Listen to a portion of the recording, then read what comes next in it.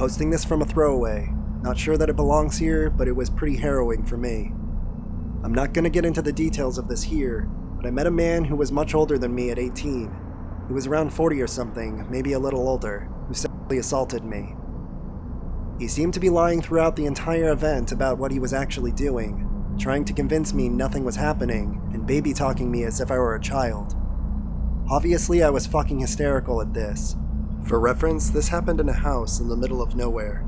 It's a long drive out and surrounded by a bunch of forest, and to the back of the house there's a field full of stalks you have to wander through in order to reach the main trail, which opens up onto the side of a lake in a heavy forest. After he was done assaulting me and finally let me go, I launched up from his bed and immediately began searching for my clothes, which he refused to help me find at first. It was 2 a.m. in the late fall and everything was pitch black in the house. I could only feel around the floor, forcing my back to him sometimes. Eventually, he got up from the bed without saying a single word and pulled my underwear out from underneath his bed, where he had hid it along with my phone and bra. That always gets to me when I think about that, the fact that he hid them. I thanked him profusely and stole away what clothes I could find along the floor, then hurried to the kitchen so that I could dress there with my back facing the front door. While I was getting dressed, he followed me out and stood naked a few paces away from me, just watching me change. First, he tried to gaslight me and tell me nothing had happened, that I was overreacting and panicking. Now, at this point, I would have said anything and done anything, so I firmly agreed with whatever he told me, and even told him anything that happened was in fact my fault, wholeheartedly agreeing so I could keep him occupied while talking as long as I was changing into my clothes. I kept feeling like if I let the conversation drop and let us drift into silence, he was gonna hurt me. At some point while I was talking, his face turned completely cold. It was like a switch going off, totally dead eyes. He kept staring at me in utter silence, just watching me with no emotion. And at this point I broke into tears finally, because I was sure he was going to hurt me again, or even kill me, as he had threatened to hurt me before. I asked him through tears if he was mad at me. He didn't say a thing. He just watched me get changed with no emotion on his face. I begged him not to get mad at me. He got hard while I was crying. Finally, when I was changed, he told me to wait where I was. He was leaving the house also and needed to get dressed. I don't know why I waited, but I did. I was rooted with fear. I felt like I should run, but I couldn't. He finally comes back out of his bedroom wearing nothing but a pair of boxers and holding a condom. At this point, I finally bolted. As I said earlier, in order to access the main trail to the house, you need to traverse a small field of stalks, but the ground was slippery and wet there as it was late fall, and it was so dark I couldn't properly see where I was walking without a light. I used the last of my phone battery on a flashlight, getting as close to running as I could without actually running. I was terrified of slipping there. I couldn't shake the horrible thought that if I just stood there for a moment, he was going to come find me and catch me, or pop out from behind me. I made it out of the field and onto the main trail, and luckily there was an older lady there walking her dog by the woods who was able to give me directions to the nearest bus stop. I just tore off in that direction after thanking her. Looking back on it, I wish I had told her what had happened and asked for help. But in the moment, all I wanted to do was get home as soon as possible, and I was completely embarrassed. I was already feeling like I could tell nobody ever about what happened that day. It was a long trail, and my phone died on me at some point, but I was able to see where I was going eventually because the bus stop was lit up by a street lamp. It was perched on some kind of slope that overlooked the trail below. When you stood at the top of that stop looking downwards, the entire trail and forest looked almost pitch black, except for faint outlines in the darkness. You certainly couldn't see a person in the shadow. The bus that would take me home came in 30 minutes. The bus that would take me in the wrong direction came in 15. There was a digital clock counting down the time, as most bus stops have in my country. At some point, maybe about 7 minutes before the bus in the wrong direction would have arrived, I heard a man yelling in the darkness. He kept yelling, and like I said, this was 2 a.m., so there was nobody else outside. As far as I knew, I was completely alone, except for that woman I had passed who I left much, much further down the hill. It's common to have drunks in the area, so I thought it could have been nothing, but I crouched in the corner of the bus stop, which was a really horrible place to hide, and tried to make myself as small as possible anyway. I was still shaking and kind of silently weeping from what had just happened. I'm glad I crouched. The shouts became clearer and transformed into my name. At this point I was crying and praying, begging for any bus to arrive, while this man continued shouting my name in the darkness below, searching for me. Nothing else happened, luckily. The shouting stayed on the trail below, and I stayed crouched at that bus stop until the soonest bus arrived, in the wrong direction. I burst into fresh tears again as soon as I was on the bus. I'm sure I looked like I was on drugs, but nobody questioned me or said anything. I eventually made it home safely with a bit of a detour. So, to the rapist who followed me through the dark at 2 a.m., looking for me for God knows what, let's not meet again.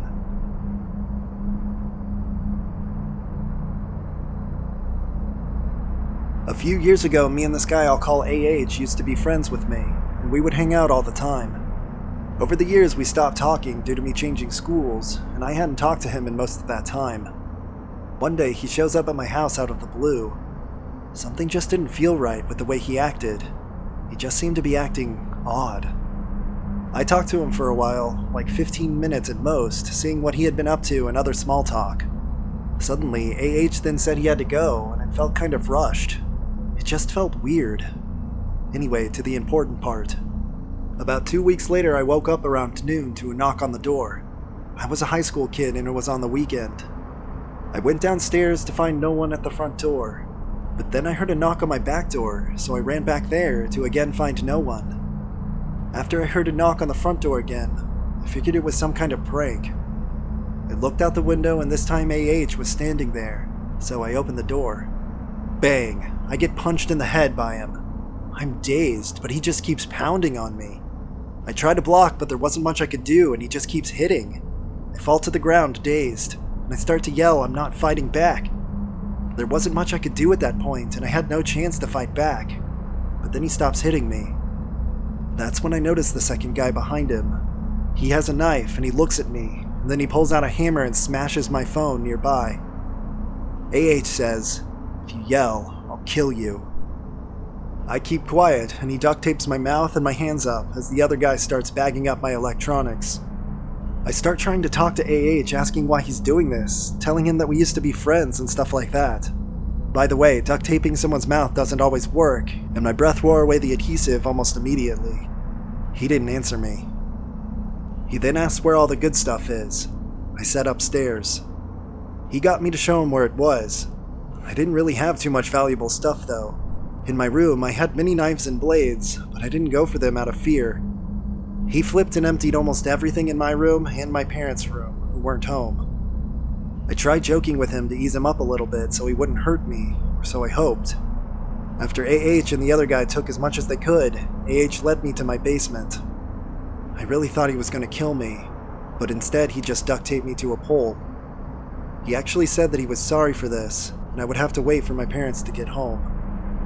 A minute after I heard the footsteps stop, I broke the duct tape. I don't know why at the time, but I went and got a knife from the kitchen to cut the tape I couldn't break from my wrists. It took a lot longer than I thought, probably about 5 minutes, but I then went to the next door neighbors to get them to call the police. And that's about the end of that. Also, I was able to tell the police who did it. I mean, was it really a good idea to rob someone that you know?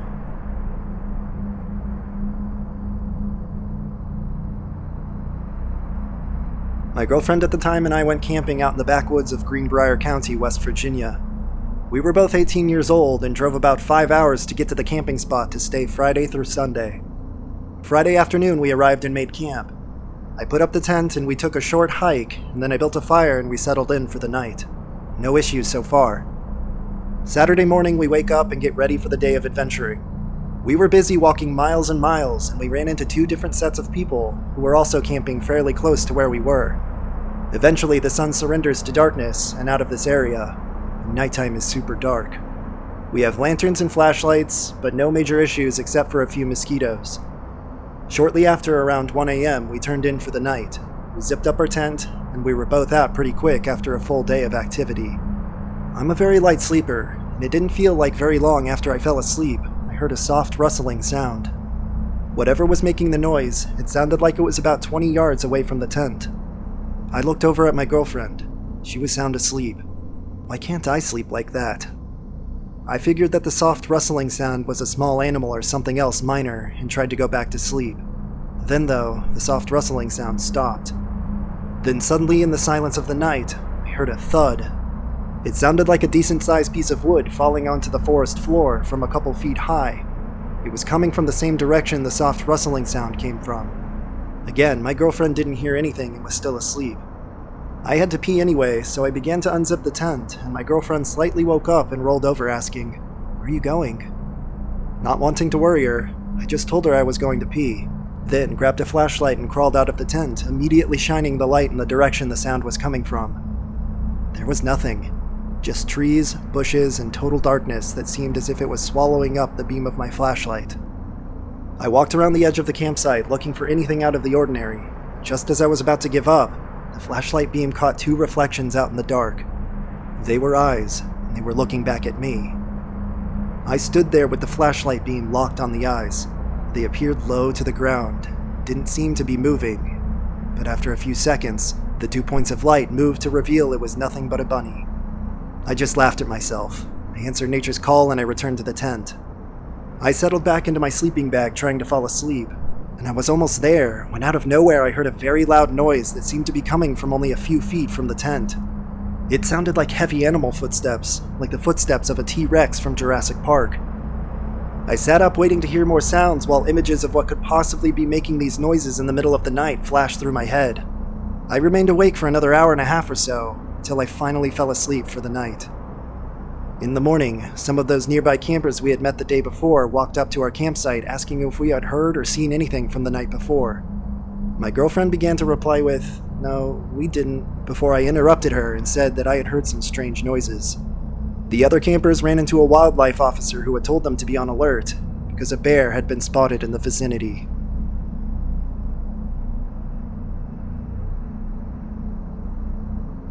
This happened to me when I was around 17 or 18 and had just graduated high school and had moved to the city to study. I lived in a share house with 4 people, and one of them was a 40-year-old guy. He was super fucking seedy, and used to keep boxes of cheap red wine in his bedroom, start drinking at 4 p.m. every day, and cry a lot. He was a really weird guy with really severe depression, and he made a lot of drama for the other housemates. As a result, the 2 friends that were sharing the large bedroom gave notice, and he took it really personally. He decided for whatever reason that, quote, justice would be to steal their camera and iPod Touch. Like I said, total nutcase. So later that night, he got drunk as usual and was crying in the living room. I came out of my room and asked what was wrong, and he told me what he had done. So naturally, I rang the landlord the first thing the next morning to report their stuff, and he got evicted. This resulted in him absolutely losing his shit. I said that I'd stay with a friend that night, so he could move without it being awkward. I came home to my TV broken, all our crockery smashed, and a sign that had been put under my door saying "cunt" in big red letters. He also tried to kill himself. Fast forward to about a month later, and I go to the local corner store to get some food at around 9 p.m. As I walk in the door, he's at the counter waiting to buy his goods. I walked straight past him without looking at him, and waited a good 10 minutes after seeing him before leaving the store myself to make sure he was definitely gone. The fucker was waiting for me outside, and as I started walking home, he started following me. I rang my mom and just started yelling, "Mom, call the police, I'm being followed. Call the police, call the police." And I told her exactly who was following me, all loud enough for him to hear. My poor mom was already terrified of me moving into the city, and she rang the police while I sprinted home. Our house was only 3 back from the corner, and I looked out the window and just saw him standing under a streetlight staring at me. It still makes me shudder to think about it. This is the kind of shit that you read about in horror news articles.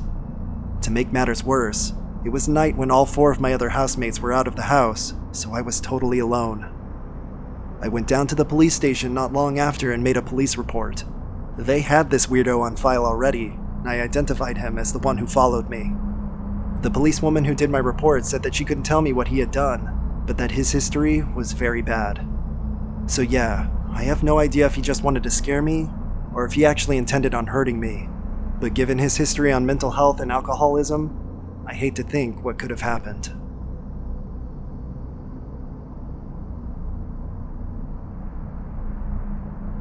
Last year, I was out celebrating my birthday with some friends. About 2 drinks in, for whatever reason, I went from completely enjoying the night to not a single memory at all. Total blackout. A friend of mine said that he had to carry me out of the bar, that at one point when we pulled over, I vomited more than he's ever seen anyone vomit before.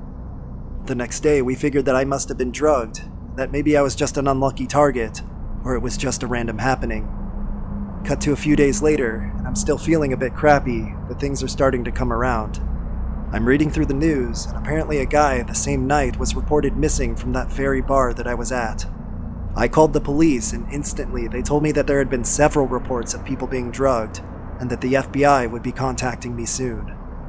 I went through an interview process and sent them photos of myself and my friends so that they could try and figure out when I was drugged and who actually did it. Needless to say, they never figured out who actually did the drugging, never got a clear picture from the video cameras of the bar or what had happened at all. When I asked why the FBI was involved, they said that there was a possible connection between this murder and 40 other murders that had happened across the Midwest over the last 20 years. After all that went down, they later found a guy's body in a nearby river. The creepiest part is that through the autopsy, they were able to discern that he was dead before he got thrown into the water. There was no water actually found in his lungs. The killer was never found, and the whole night still remains a mystery.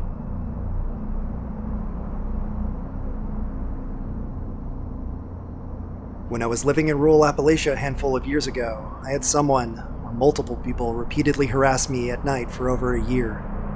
I never found out who it was, but it might have been either an old friend of my grandfather's who was growing weed near my house, or possibly one of the people from down the mountain who used to dirt bike through the forest in the evenings. At the time, I would walk through the neighborhood and surrounding forest if I couldn't sleep. It was less of a proper neighborhood and more along the lines of 20 houses spread over a half-mile patch of dirt road. One night during my usual rounds, I began feeling as though something was watching me. I had seen wild animals during my walks before, including a bear, which, side note, was horrifying. So I decided to trust my instincts and go back to my house as calmly but quickly as possible. That eerie feeling of being stalked followed me all the way to my house. I admittedly was a bit too afraid to really listen for the footsteps or whatever was following me. I was 19 or 20 at the time, so the logic of, if I don't hear it, it isn't real, totally made sense to me. I got back to my house safely and went to bed that night sure that if I were to search the woods the following morning, I wasn't going to find any trace of what had been tracking me. Unfortunately, I was wrong. When I searched the woods the next day, I found a used condom right at the tree line beside my house. After that incident, I began hearing knocking on the wall nearest the tree line, tapping on the windows, and the sounds of people speaking. I did convince my mother to go check it out a few times. Whoever it was would already be loudly running back through the forest by the time she got around the house. Things got so bad that I was eventually, after months of dealing with these nightly occurrences and my grandparents refusing to let me do anything about it, was able to convince my uncle, who lived nearby, to put up a security camera. Unfortunately, it was the kind that only displayed a live feed, and he had it facing my front door instead of the woods. If you're wondering, I absolutely thought the entire setup was sketchy. He also insisted on monitoring from his house, and he also insisted that he never saw anyone on camera. It was around this time that someone also sliced through the fabric cover on my grill and stole a storage crate full of my old clothing from inside a shed. Once the batteries in the camera died, my uncle declared that I had been imagining things, despite the damaged property and missing clothing. He insisted on removing the camera from my property entirely. Not even a week later, I was walking to my grandparents' house, which is a little more than 100 feet up the hill from my own house.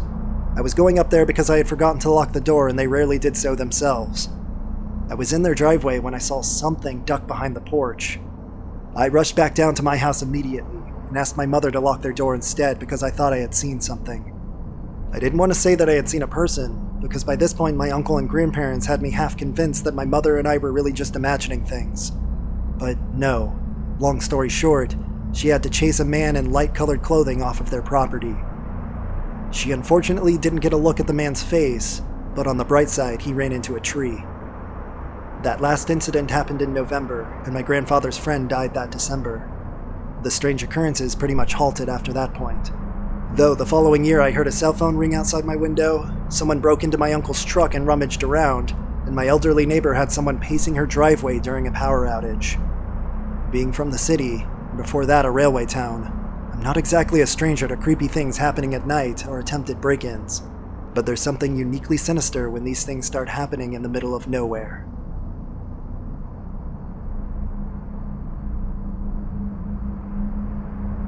When I was a high school senior in 1974, my parents went downtown to dinner with some friends at a fancy restaurant. My sister was in college, so I was at home, alone. I was in the basement of our house, which is where the stereo was, and I was listening to some loud music, which is probably why I wear hearing aids now, but I digress. The album I was listening to had just finished, and I was in the process of picking out something else to listen to when I heard breaking glass. My first thought, which really made no sense, was that my sister had decided to come home, forgot her keys, and broke the window to get into the house. She never would have done anything like that. My second thought was, I think I'd better see what's going on. So I went up the basement stairs to the garage level of our house. I opened the door, and there were these 3 guys who were just about as surprised to see me as I was to see them. They were young, probably about 18 to 21, and they had broken into our house to steal some stuff. When I confronted them, 2 of the burglars ran upstairs and out of the front door of our house. The third guy, the oldest, pulled out a gun and told me to go upstairs. I did as I was told. He then told me that he and all of his friends had guns, and that if I called the police, he'd come back and kill me. He then ran out of the front door as well, and I was able to get a general description of the car that they were driving. Yes, I immediately called the police. When I told them that I was home alone, they asked me where my parents were, so I gave them the name of the restaurant, and they were kind enough to call them for me. I was shaking by this point. The cops arrived, asked a lot of questions, and after what seemed like hours, which was actually about 30 minutes, my parents arrived home. There were several odd things that happened. First, the police accused me of breaking the window and covering it up with a wild story. Secondly, they stopped some guy randomly a few miles away, brought him by in the dark, and then asked me to identify him from 35 feet away. I said I wasn't sure, but they arrested the guy anyway. He was later set free for lack of evidence. Third, the detectives that came by asked why the footprints in the snow outside of the window were obscured, and when I told them that the only people who had walked out there were other police officers, they got mad at me. Well, nothing happened for a while after this, and then one day I was asked to come in and take a look at some pictures. They had some big photo books, 3 of them with about 50 photos each, and asked me if anyone looked familiar. I immediately picked out the 3 perps. The detective at that point told me that they had arrested them on other break-ins, would now add this one to the case against the 3. I had to testify in court about 2 months later, and what was interesting is that the prosecuting attorney asked me and my parents to consider leniency towards the youngest of the 3 men. I agreed. He hadn't done anything except be with the other 2, and he wasn't that much older than me. He was given a suspended sentence and asked to pay reparations for the damage, which he did. About 4 years later, I got a letter from him stating how grateful he was with the second chance I had given him. He now had a steady job, was getting married, and of course hadn't seen the other men in years. I thank the prosecutor for giving this young man a second chance, persuading me to give it to him.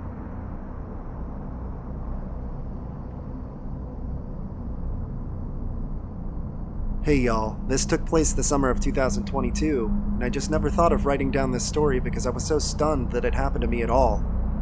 So every summer in my city, me and my friends like to make small campfires in chill, secluded areas because we don't want to have to drive an hour to an actual campsite and pay any campsite fee to do so. These also happen pretty spontaneously, so it's a nice last-minute hang to do. There's this one spot near my house that's located by a river that's really nice because no one usually goes there. The only thing to be worried about are bears though, because living in the Pacific Northwest is challenging like that, and my house specifically is located right next to mountains and forest. So one particular night at 11 p.m., I decided to go ahead of my friends and meet them at the spot and set things up early, because I wanted us to just be chilling once they got there. The spot I get to has a 2-minute paved walkway I have to go through, and then I have to take a small trail ramping down the right side of a bridge that crosses over the river. Along this paved walkway are 2 lamps located at halfway and another at the start of the bridge / the ramp down to the campfire spot. I park my car at the beginning of the trail on the street and bring my campfire stuff, like flashlight, lighter, small firewood, small shovel to dig out a pit, etc. I get to the spot, and it's a small sandy beach kind of embankment on the side of the river with a small waiting area for toddlers with their families during the hot summers. So I set up the chair and I get to digging the pit with only my flashlight illuminating where I'm digging. I'm also just shoveling the sand right next to me, nowhere near the water, but all of a sudden I hear a loud splash. A splash so loud that it can only come from something equally as large, like a two-handed rock. I'm confused because I swear I'm not throwing my sand into the water even though I'm only a few feet away. I shine my flashlight at the water and I don't see anything, so I kind of just brush it off, thinking I'm just hearing things. But as I keep shoveling a bit more, I hear another loud splash. At this point I think something is falling from above because logically something must be falling into the water.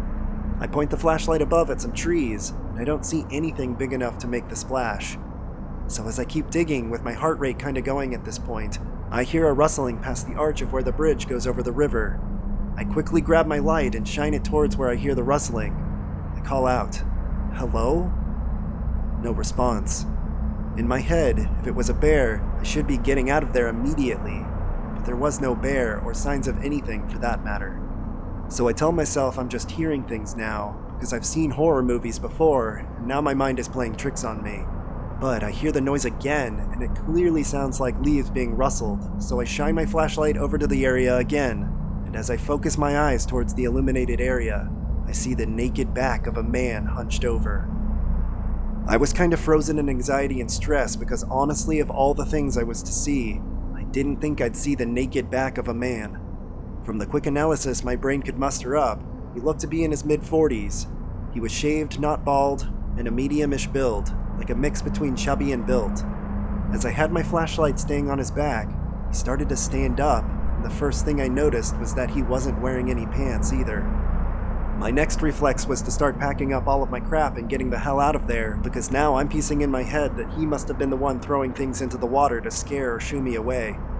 So, after using my reflexive deducting skills, I proceeded to speed walk out of there with all of my stuff. I'm carrying all of my things with me and briskly walk up the small ramp, and I'm on the paved path now out of the forest. I can feel my heart beating in my chest, and I'm frequently looking back to make sure that I'm not being followed. I'm in Crocs, mind you, so I'm hoping that if I have to book it out of there, I'd regret not being in sport mode from the get-go. I make it to the halfway point, and a sense of relief starts setting in, knowing I made it safely out of this very scary situation. But as I check behind me for the final time, I see something. Slowly creeping over the ramp is the naked man crawling on all fours as if he was a primate walking. His head was positioned towards me, looking at me as he made his way to the middle of the paved walkway. He slowly gets up from his stance and starts standing on his feet and positions his body to face me. After setting himself into his new position, the man starts running towards me. I freaking book it. I run as hard as I can down the path. My flashlight jumped out of my pocket and I lost it, but I didn't care because a whole-ass naked man was chasing me at 11 p.m. at night in a secluded forest. I looked back for a split second, and the man was still running towards me, still completely naked. He could have my flashlight for all I care. I just wanted to make it out of this situation alive. I finally make it out of the forest and I run to my car, which is only 30 feet away from the end of the forest. I desperately get to my car, and like a classic horror movie, I fumble with trying to get my key fob to unlock the door. I actually drop my keys and quickly think to myself, I'm literally dead. But I brush the thought off and pick them back up. I get my fob properly, unlock my doors, and throw my things into my back seat before getting into my car. This felt like an eternity, but in hindsight, mostly took like 6 seconds altogether. As I try to guide my key into the ignition, I'm fixated on the end of the paved path that I was just at a few seconds ago, waiting to see if the naked man was coming still. I feel my key go into the ignition, and I switch my sights onto the road in front of me, and I zoom out of the area as fast as possible. As I drive away and I'm a good 30 seconds from the location of the horror that just took place, I get a call on my phone. It was my friends calling me if I had made it to the spot yet, and all I say to them is, "Guys, do I have a crazy story to tell you?" They pull up to my house because again, it was actually decently close to the campfire area, and I tell them the whole story the way I just told it now. They swear that it was none of them trying to prank me or anything like that, and I also knew that none of them would try to full sprint at me with their dong out. But as we're just talking out in front of my house, there's a college student who looks like he's walking home that's going towards the direction of where I encountered the naked man. I just yelled out to him, "Yo, be careful. There's a naked guy that was chasing me by the bridge that crosses over the river." He responds saying, "Damn, really? I gotta go over that bridge to get home." All I tell him is, "Good luck, man." The next day I reported it to the police by phone, but they sent over an actual officer so I could tell them in person, and show them where in the area I saw these things.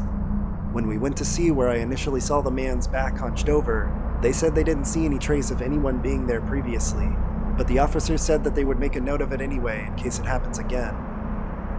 Some of my friends said it was a skinwalker. Others say more realistically it's either a homeless, mentally ill, or a drunk or high person.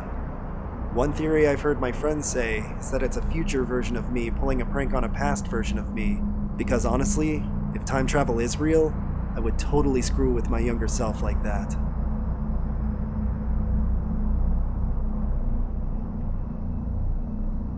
A friend and I went to Atlantic City in the early 2000s, and we had a great time. But on the way back to my friend's shore house, we got lost. My BlackBerry had spotty service at the time, and we were lost somewhere in New Jersey. We stopped at a restaurant and decided to try and get directions. The restaurant was the only one around for miles, and on a Friday night, we were the only ones there. We ordered water, and the waiter brought us Coke. Our waiter was super creepy, and after eating, another waiter brought us the bill, which we didn't even think about at the time. While we were leaving in the parking lot, I noticed someone smoking in the car next to me. Our waiter was sitting in a car watching us and smoking. My friend and I looked at each other and got in the car as fast as possible. I pulled out slowly and noticed that he pulled out too. He followed us back to my friend's shore house over 40 miles away. We freaked out the entire time, debating on whether or not to go to the house or just keep driving. I only had about 20 more miles of gas left, and we had less than half the drive, so we were debating getting gas, but every gas station we passed was empty. We didn't want to take the chance. It was scary. There was no one at my friend's house, and we had a terrible feeling the entire time he was serving us. We drove to another street hoping to lose him. We parked in a random driveway, and as we parked, he pulled up beside us. We backed up full speed and drove to the local police station that was down another kind of sketchy street. He followed us and just drove past the police station as we pulled in. We reported it, but with a vague idea of who he was. We didn't know his license plate number at all. There was nothing that could really be done. We still talk about this even though it happened almost 20 years ago. Two girls together can be in danger, even though you feel safe. I'm very cautious now. I've read too many true crime books. I'm never alone at night. I'm never alone in a park when no one is there. I make sure to have Life 360 running on my phone, and I make sure to let people know when I go somewhere. Stay safe.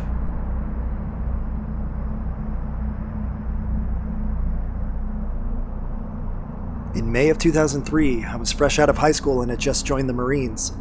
There was a period from when I joined until I could go to boot, so it took a few weeks to sign up for a survival camp. A local company in Gatlinburg offered survival techniques over a 10-day period. We met at the Elkmont campground in the Great Smoky Mountains with a group of 5 other survivalists, a group leader, and his assistant. They would stay with us for 3 days and show us techniques.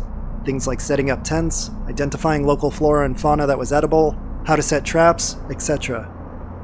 Each of us were given a backpack with items that you may commonly carry when hiking. Chapstick, binoculars, some protein bars, a lighter, matches, and we were allowed 1 personal item. I brought a small hatchet as I knew what items was included in the backpack from the start.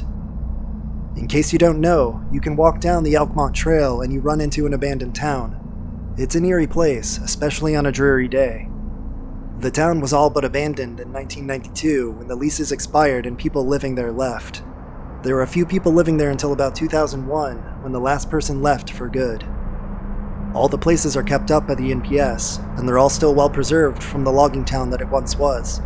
So with approval by the NPS to use one of the buildings as a base for the first few days, we started our training. For the first 3 days, our group did several things.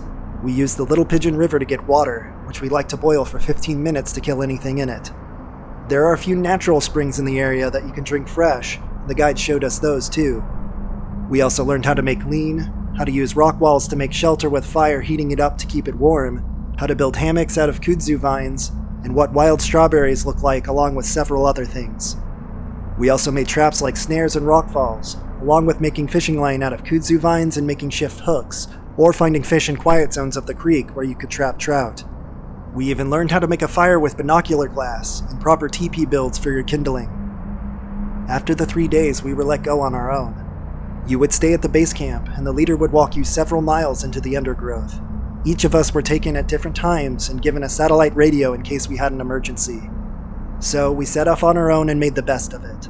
The group leaders would stay at base and wait 5 days, then come get you. Day 1, nothing out of the ordinary. I set a few traps, built a decent lean-to on the side of a large boulder. My fire is doing a solid job of heating the rock wall to keep it pretty warm inside. The air was crisp, but not quite cold. Some drizzle, but nothing more. I'm close enough to the river that I only need to walk 70 yards or so. I ate half of a protein bar and collected quite a few plants. The first night is quiet, and I only hear a few things out in the forest. It's very dark outside the firelight. I've collected enough wood to keep any critters at bay, namely black bears, as they can be very curious. I was awoken at some point in the night by the sat phone. Another survivalist is complaining about some large animal walking around his campground. He seems to believe it's a bear, but it sounded like it's walking on 2 legs. Never says anything else the rest of the night. My first night goes without incident. I will say that I found some tracks that looked human, and were indicative of a Bigfoot, as the footprint wasn't formed quite like ours. I wear a size 12 boot that I put my foot into the print, and it was a solid 5 feet longer. Now, there are several stories of the Tennessee wildman in this part of the country. Several of the stories originated in Cocke County, which is just on the north of the Sevier and Jefferson, on the other side of the Great Smoky Mountains. My grandfather owns a small cabin in Newport, and has told me stories about him hunting and something following him. I brushed those stories off until I saw that print. Night 3 is when everything went to shit. Around 1 a.m. is when I started questioning things when a large rock hit the back of my lean-to. I figured it was from the boulder and something simply broke off, as rock slides are common around here. After that woke me up, I grabbed the flashlight and assessed the damage. I rolled the boulder off the shelter, and it wasn't too far from breaking it completely. I half-assed fixed it and figured I would just fix it in the morning. I had caught a rabbit in a snare and cleaned it not far from camp, I'd say 100 yards off. I could hear noises from that area, but chalked it up to raccoons or a fox. I shined the light that way, but I saw nothing as the trees were too thick. Then something screamed. It sounded like a gorilla when it gets angry, followed by a coughing sound, like when a dog has drank too much water, that deep sound in the throat like it's clearing it out. I stood there frozen in this tiny clearing, thinking a bear is finishing off the entrails of the rabbit I cleaned earlier. I have no weapons other than my hatchet and a pocket knife. I come out of my trance and walk over to my backpack, never taking my eyes off the wood line. Everything in the night is quiet. I only hear the river running and the logs crackling. I sit down with my hatchet and throw more logs on the fire, hoping that it gets large enough to keep that thing at bay. I sit there for maybe 30 minutes, and I'm kind of dozing off. Then another rock comes hurling from the left side of the forest and falls 10 yards away from me. I know the boulder didn't do this based on where the rock came from. Now I'm panicking. I stand up, hoping to make myself look large with my shadow on the boulder behind me. I hear the cuffing sound again, and smaller trees further in are clearly moving back and forth rather quickly. I can see a large black shape moving around the firelight just at the edge of the end of the light, 40 yards in maybe. I can hear this thing breaking limbs, crushing leaves with every step. This thing was at least 8 feet tall if I had to guess, but it was pretty far away from where I was. At this point it's slowly moving away, but I could tell where the thing's head was, watching me as every now and again I could see eyes shine. The sound started to get fainter and fainter, and I could hear it go into the river and cross it. That loud splash sound from the river as it crossed were only a few steps. It was about 20 feet across the river at this point. I sit back down and contemplated what to do next. It's around 2 a.m., and I have a few hours till daylight. I don't really want to walk the 4 miles back to Elkmont in the dark, especially in a place I'm not familiar with. Fast forward 2 hours, and it's 4-ish a.m. Suddenly, the sat phone turns on, and a guy is screaming into it. Something is trying to kill me. I've had several rocks thrown at me now. A large man is outside my shelter. I can hear it. This isn't a bear. I don't know what it is, but I need help. Silence. 15 minutes. 20 minutes go by. Another guy comes on. Something did that to me last night, but I thought it was a bear. I stayed here thinking I knew what it was. Rocks weren't thrown though, but I could hear it walking the perimeter of my camp. The guides must have awoken at this point, as the lead got on and said that they can call the park service to come get everyone. But that would be hours, and it's better to stay put and make do. So I wait. It's close to 5 a.m. now. If I can make it a few hours until daylight, I'm fine. All the forest sounds have returned. I'm still waiting, and around 7:15 a.m., I can see flashlights in the distance. The sun isn't quite up yet, but the eerie dawn light is filling the land. The clearing is still pretty dark at this point. I start gathering my things and start putting the fire out with dirt around the pit, and by that time out, the rangers are there with me. One of them was older and was clearly of native Indian descent. He said that there are stories of men in these woods that don't take kindly to people living off their land. I tried to ask more, but he said that we do not talk of these men. We walked back to Elk Bond and met the rest of the group. One guy was clearly shaken up, and I assumed he was the one yelling on the phone. He only said its teeth were like apes, that he can't get those teeth out of his head. I still go to the Grand Smoky Mountains often, as my parents live there, and I still hike and camp, but I never go alone. Even as a former Marine and seeing some terrible things, I've never felt that primal fear as I did that night 17 years ago.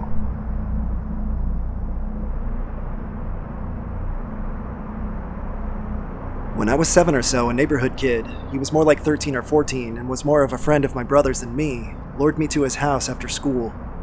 His mom got home a couple hours after school let out, so I had hung out over there with my brother a few times, so I wasn't that scared. He was a weird kid who once had a blast putting his cat into a paper bag and swinging it hard at the couch. Anyway, I get to his house and straight away he takes me to his bedroom and tells me to stand in the corner and pull my pants down. During that time of my life, I was being molested by a relative, so I felt this situation was odd, but maybe it wasn't. So I did as he said. I didn't expect him to start throwing haymakers at my privates, though. He was just laughing and getting some kind of gratification from causing me pain. I don't remember all what he did, but it lasted until his mom got home. When his mom rolled into the garage, you could hear it throughout the house. He heard it and went white as a ghost, and I used that moment to push past him and flee. I passed his mom on the way out of the house, and she had the most confused look on her face. I didn't stop walking, but I told her he kept hitting me in the nuts. I could hear her yelling at him for answers across the street. They moved shortly after, and I heard that he died in a car wreck. I don't know if that's true, though. If he didn't, I'm positive he's either killed or continued to molest and torture others. My brother told me back then that he had tortured and killed a few cats, but I thought it was just gossip. Now I think he was a psychopath that I'm thankful to have only had a close call with.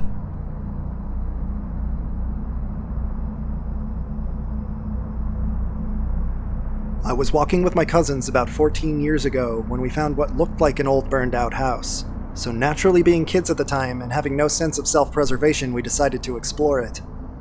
Mostly it was just full of charred wooden crap and junk, but then one of my cousins found an entrance to a cellar outside.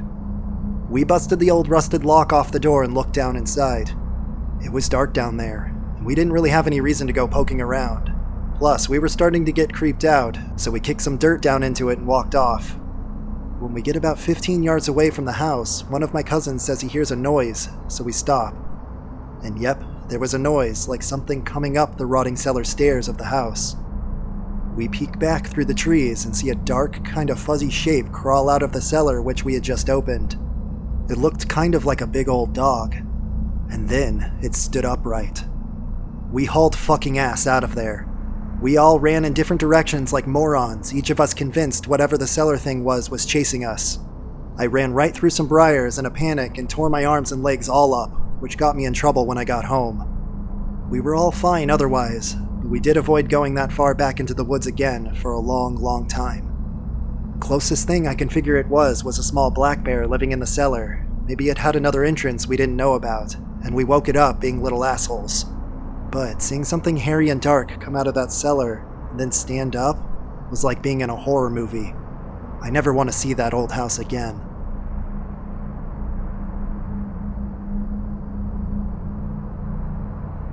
I grew up in a small Southern California town known for its orange groves from days gone by. All those groves have been replaced by housing developments and shopping centers now, but there were still quite a few around when I was growing up in the 90s. My friend Johnny and I used to get into all kinds of trouble back then. We were just general miscreants, but there was one time I truly believe we almost became victims of a child predator. If anyone reading this also grew up in the 90s, you know that it was a different era. We'd be out all times of the day and our parents would have no idea where we were. There were lots of kidnappings back then. I can remember multiple times that I was offered candy or asked by some creep to help him find his cat. I'd always say that I'd go check with my mom, and by the time she'd get outside ready to whoop some ass, he'd be gone. So anyway, Johnny and I were up to no good one day after school. We were trespassing around this orange grove that bordered his street. We started pulling these little metal things off the irrigation channels and tossing them around. All of a sudden we heard a sharp whistle and both of us looked up to see a man about 25 feet away from us wagging his fingers and going, But his reaction was not at all proportional to the property damage we were causing. He clearly didn't own or work in the grove because instead of screaming at us to stop, he had a grin from ear to ear. I can still see his face in my mind all these years later, and it still gives me chills. Johnny and I stood there for a second watching this guy. Then we look at each other and Johnny looked back towards the guy and shouted, "Run!" I look over and this guy is in an all-out sprint toward us. Despite the physical exertion he was putting into his sprint, the grin was still there. Johnny and I ran harder and faster than we ever had before. We made it out of the grove and back to his house before noticing the guy wasn't behind us anymore. We quickly forgot about it though, because Johnny's family had just gotten a Nintendo 64 and we started playing some Mario. I can't remember if it was the next day or week or whatever, but sometime after this happened, we were with his mom getting donuts. We saw a wanted poster with a sketch of a man that looked awfully similar to the guy who chased us. He was wanted for trying to kidnap a boy outside of a school. Johnny and I looked at each other and seemingly telepathically agreed to never say a word. I don't know why we never spoke up. Maybe because we were at the age where we would have been relentlessly bullied by any homophobes because of the mere possibility that we could have been raped. But we never did speak of it again. As I'm typing this, I'm considering reaching out to him to see if he remembers it all, and if it aligns with my memory of the incident. There were so many different things that happened in my childhood in the 90s that could have easily ended with me dead. Somehow I'm still here and I have my own family now. I trust no one because of incidents like that. I always have my head on a swivel. Dude who may have been a child rapist that chased me and Johnny into the orange grove that day? Let's not meet.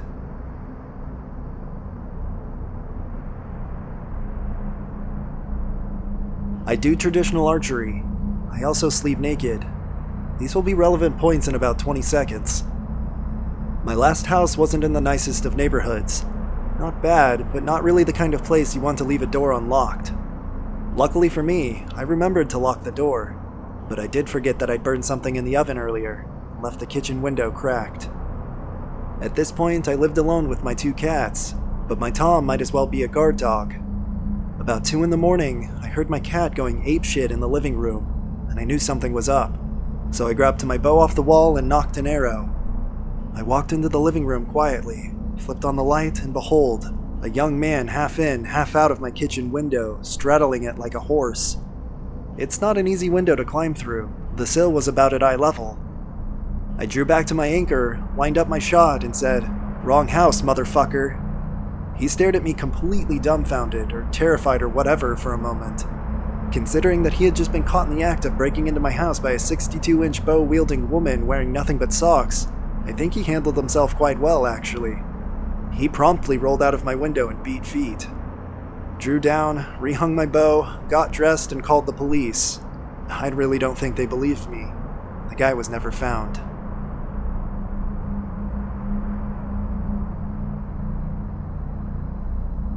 Southeast Kentucky. It's where the bulk of my family lives, except I have a cousin who grew up elsewhere with my uncle who has money and lives a bit better than most of his kin. My cousin is an artsy guy who was brought up with stories from his dad about the area, and it gave him a very romanticized idea about mountain life. He used to visit a lot as a kid, so he associated the mountains with family and fun and not the crazies I grew up with for some 20 years. Well, he comes in for a visit and has this idea that he's going to go visit and photograph this place called Rebel Rock. His dad has talked it up some, and so it had to be important, right? He just kind of gathered me and my aunt and his wife up and said he knew where to find it, and we were off. I was maybe 16 or 17 at the time, and I realized as we were driving that my aunt was getting noticeably uncomfortable, and I couldn't understand why. It took me a bit to realize that after we had gotten back on this road, and on the way to Rebel Rock, we were driving past a sign that said, "No trespassing." At some point, I brought it up, and my cousin just waves it off as no big deal. Rebel Rock is a landmark, right? His dad visited it, so it must be open to the public. We finally get to this rock, which is right on the side of the road, and it's completely trashed. My cousin decides to walk further into the woods and leave the rest of us standing outside the car while he's trying to find the perfect angle not covered in beer bottles and graffiti. While we're standing out there, I realize that there's words spray painted on the asphalt right in front of where he parked. "We can see you." So, I freak out, and that prompts my aunt to come over and look, and she just laughs. This is how horror movies start. And that's when I see a glint of light across from us. The way we were parked where Rebel Rock is, we were near the edge of a mountain and directly across another cliff.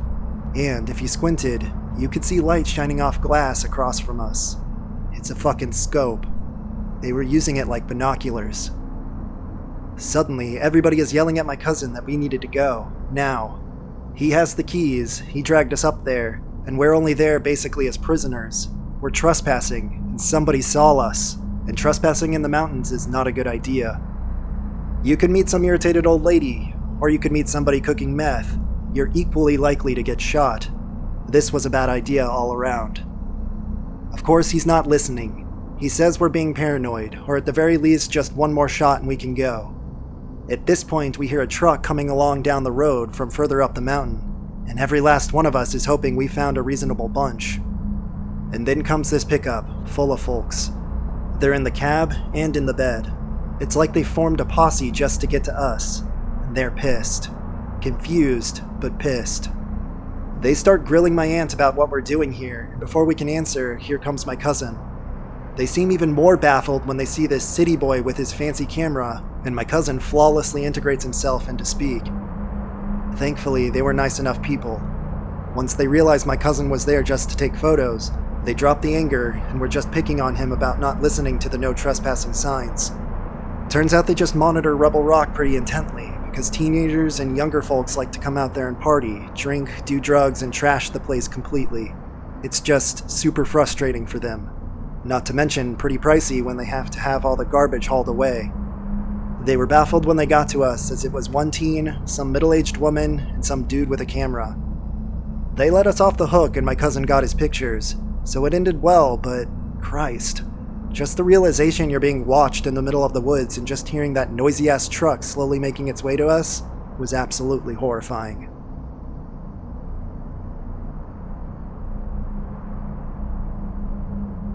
When I was younger, probably about 5 or 6, my mom and I were driving home from a larger city about 4 hours away from ours.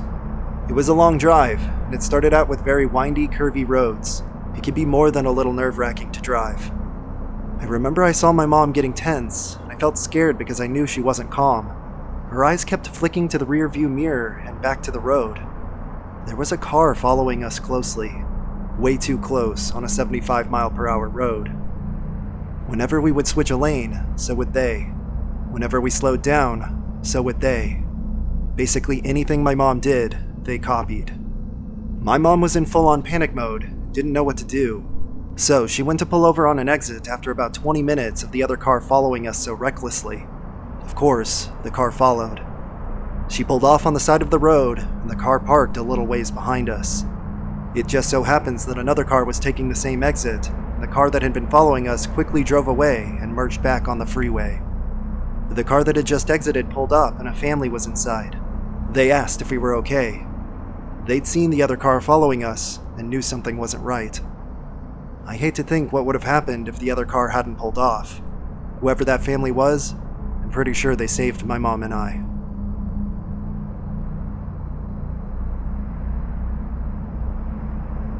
London, 1996-ish. When I was 14 or so, my friends and I were a bit rebellious and used to sneak out of our houses in the middle of the night to hang out while we were off of school for the summer. One such night, I was walking alone down a suburban street near my home at about 2 a.m. when a white BMW turned into the street, moving towards me. As the car approached me, it started to slow down. I wasn't a fan of that, so I quickly crossed the road to get a bit of distance between us. The car immediately sped up again. I didn't really think anything of it until I saw the driver's face. He was glaring at me as he passed with a look of pure rage. It creeped me out. It was a quiet night, and I heard this BMW reach the other end of the short street. There's a bus garage there, and plenty of room for a car to turn around, which is exactly what this guy did. The road also has one side street running off of it, and I bolted down there the moment I realized the car had turned around and was coming back towards me. There were plenty of cars parked on the side street, and I stood behind a van that was large enough to hide me from the road. Sure enough, I heard a car turn onto the side street as well, and when I peeked around the side of the van, it was the same white BMW, moving very slowly. I caught a glimpse of the guy's eyes unmistakably scanning the street, searching. That side street is an inverted P shape. The car turned and made its way down one arm of the P. I knew going back to the original road would expose me too much, and I could tell this guy was going to keep on searching until he was satisfied. A quick look around me revealed a graveled driveway between two houses. These are common in suburban London, and generally lead to people's backyards or garages, so I guessed I'd be able to find a decent hiding place, even if it meant scaling fences in my ridiculously unsuitable heeled sandals. I sprinted down there as best as I could in those shoes, all the while hearing the low rumble of the BMW inching its way around the top of the P. At the end of the driveway were two small lock-up garages. Only one was locked. The other wasn't, so I creaked the very stiff door open just enough to crawl in and pull it so I was hidden. There was a big tarp in there, so just for some extra security I crawled underneath, although the crackling sound it made sounded as loud as gunfire to my scared ears.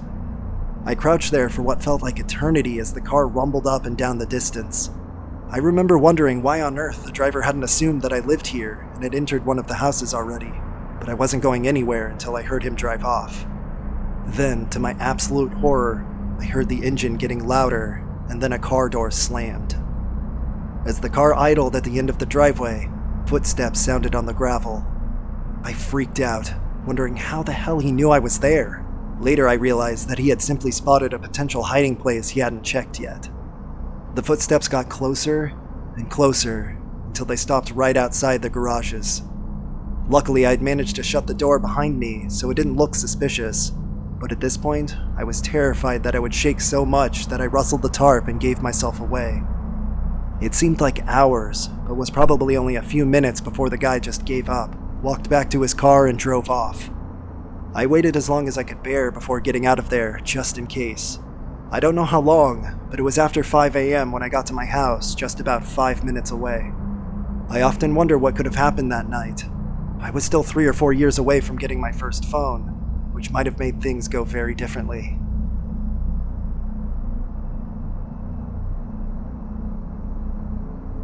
In June of this year, I moved out of my parents' apartment as I finally got a steady job and longed for some sort of freedom. I looked for apartments that were affordable in my city and found one that's a 2 or 3 minute walk from my parents' apartment. To me, it was perfect. I'd get to live alone and my parents would still be nearby so I could visit them whenever I wanted to, or pop in to have breakfast with them. The apartment itself is great. It's not really much to look at, but for a single male, it's more than enough. My apartment has a long corridor connecting each room together from the sides, with my front door being at the start of the corridor. My bedroom is the second room on the left, but since the walls are pretty thin, you can literally hear people in the apartment complex walking, talking, etc. from my bedroom, and any other room for that matter. Last week I came home from the pub after meeting with some friends. It wasn't really late, around 10:15 to 10:30ish, and I had the day off, so I took a shower and hopped into bed to watch Netflix. It was probably around midnight when I heard a faint knock coming from the front door. I stopped the show that I was watching and listened for a minute or so, and just thought it was my mind playing tricks on me. I continued watching Netflix when once again I heard a 2-motion knock on my door. I sat up from bed, went to the door and looked through the peephole, and sure enough, it was pitch black. I once again shrugged it off and went back to my room, but before I could even sit down properly, I heard a slightly louder knock knock. At this point, I thought it was one of my friends playing a prank on me, so I called my friend and asked if he was knocking on my door, and if it was him, it wasn't amusing. He paused for a second and said, "Dude, I'm at home. I have to be up at like 7:30. I believed him and hung up the phone. I was talking pretty loudly, so whoever was knocking probably heard me, and as soon as I hung up, I heard another knock. At this point, I was pretty pissed off, so I walked to the door looking through the peephole and saw nothing again. I then unlocked the door, took a peek, didn't see anything, and closed the door and locked it. Me being angry and a bit intoxicated, I decided to wait and catch whoever was knocking, so I spent a solid 10 minutes silently looking through the peephole before being a bit startled as someone put their hand over the peephole and knocked again. I immediately started unlocking the door and ran out to the apartment hall. I heard someone booking it down the steps and heard him supposedly lean against the wall as his jacket shrugged the wall. So I ran a few steps down before realizing that whoever this was waiting behind the corner to get the jump on me. I hurried back inside and called the cops. They were there within a few minutes and scanned the building and the street, but couldn't find anyone. They told me that it could just be some kids pulling a prank and to never run after someone. They kept a patrol car around the entire night, and the knocking stopped. It could have been some kids being dumb, but the part that gave me the fucking creeps was the fact that whoever it was ran down the stairs and stopped behind the corner. He didn't keep running. If it were some pranksters, I find it more likely that they would have just booked it outside. As I said, it's been a week and the knocking stopped. It kept me on edge for a few days, because I just expected to be jumped by someone when walking into my apartment, but so far nothing has come of it. I've let it go at the moment, and just hope that it won't happen again.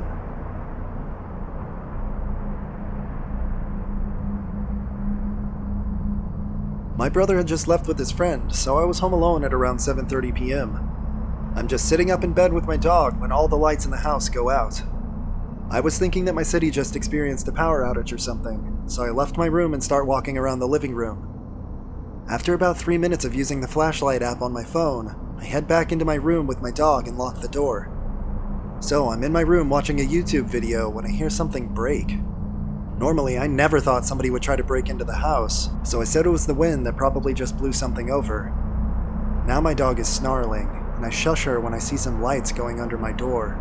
Someone tries to open it, but luckily I had it locked. While I go into another room, I sneak up to the door and place my ear next to it. I just hear a voice saying, "Grab the laptop." I'm now freaking out, but I still have some doubt that someone would break into my house. I was thinking my brother came back with his friend and were looking around for some stuff, so I yelled, "Who's out there?" No response. So I said again, "Who's out there?" When I didn't get a response that time, I just yelled, "Get out of my house! I'm calling the police!" I then proceed to do exactly as I say, and the police arrive maybe 3 minutes later. The front door was broken into. The robbers had took a stack of quarters and a camera. What scared me the most wasn't the experience, but what my mom said afterwards. She said thank God the robbers weren't professionals, or they might have broken into my room to shut me up. I had nightmares for a couple of days, just thinking what if they tried to break into my room. The whole experience was frightening, but if anything, I'm glad it happened to me instead of one of my cousins.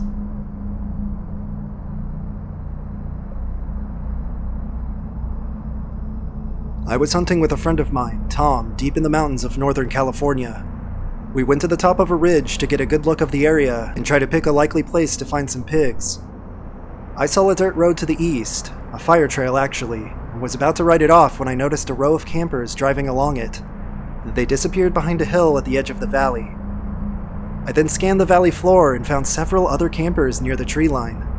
Tom suggested we go over there and see if they would share a meal and a warm fire with 2 worn-out hunters. It was dark by the time we got to the hill they disappeared behind, so we climbed up to get a good last bearing and distance estimate. What we found was surreal. About half a mile away, in the middle of the clearing, was a bonfire. Instinctively, we both dropped to the ground and crawled to some bush for cover overlooking the valley. I scanned the area looking for the camp and any security they might deploy. Tom surveyed the other side of the valley. When he grabbed my arm, I turned around and followed his gaze.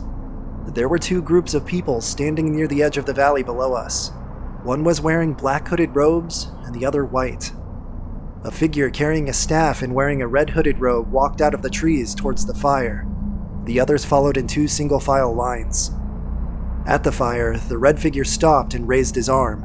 The black robes circled clockwise and the white robes counterclockwise until they completely encircled the fire, alternating black and white.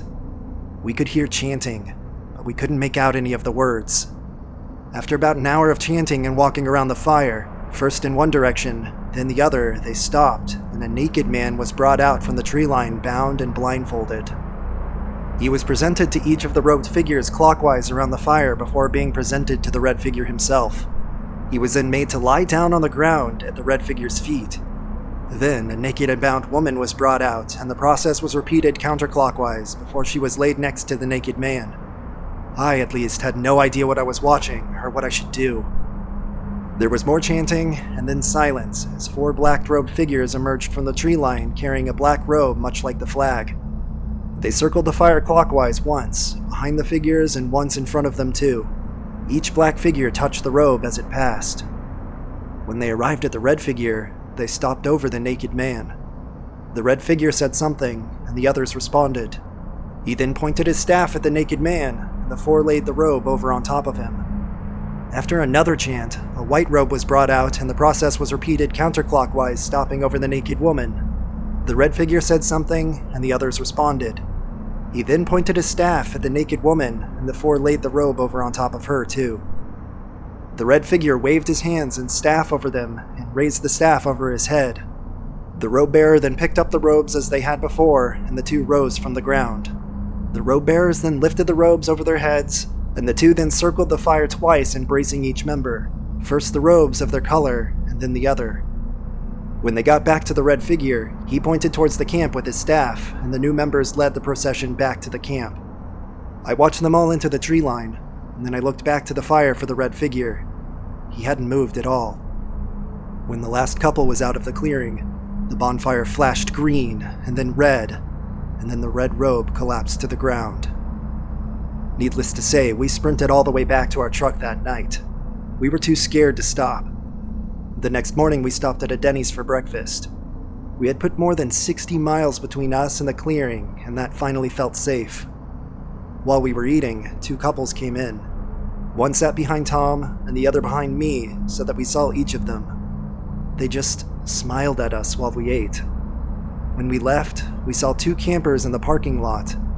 Tom and I never spoke about that night, and we found a better hunting area far away from that clearing.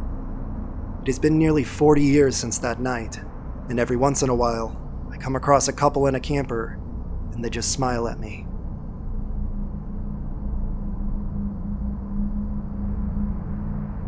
I was followed home from work when I was 16. A guy was loitering outside of my work for a couple of hours. He freaked me out even then. I had never seen him before that night. He was still there when I left to walk home around 9 p.m. Home was just across the street and the equivalent of a block away. I worked in a Subway, the sandwich shop, that was in a strip mall shopping center, and I lived in condos that were basically across the street from the backside of those shops. I had to walk by him as I left the store, and I kept telling myself to just be calm because, come on, why would he follow me? Well, as I walked, so did he. Then I crossed the street, and he did not, so I gave a sigh of relief. But we kept walking the same direction, and I looked again, and he was now crossing the street too. I freaked, in my mind that is. I started to walk faster, and instead of taking the walkway, I basically booked it, walking fast, not running, and not looking back. I took off over the grass toward my building. It was one of those complexes with multiple buildings, and each building had several open doorways, and those doorways had 2 bottom units and 2 top units. My building, thank God, was on the street, so luckily, all I had to do was get around the building on the street to get to my doorway.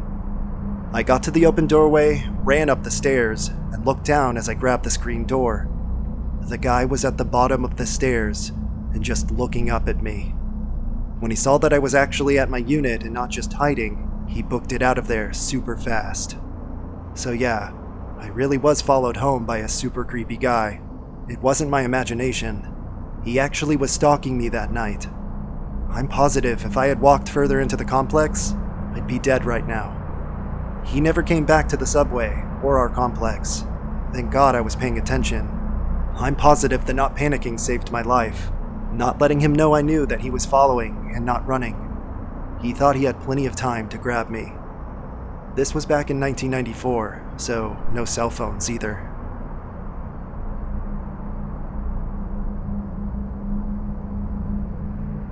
A couple of years ago, a girl in my small rural town went missing walking home from a nighttime church group.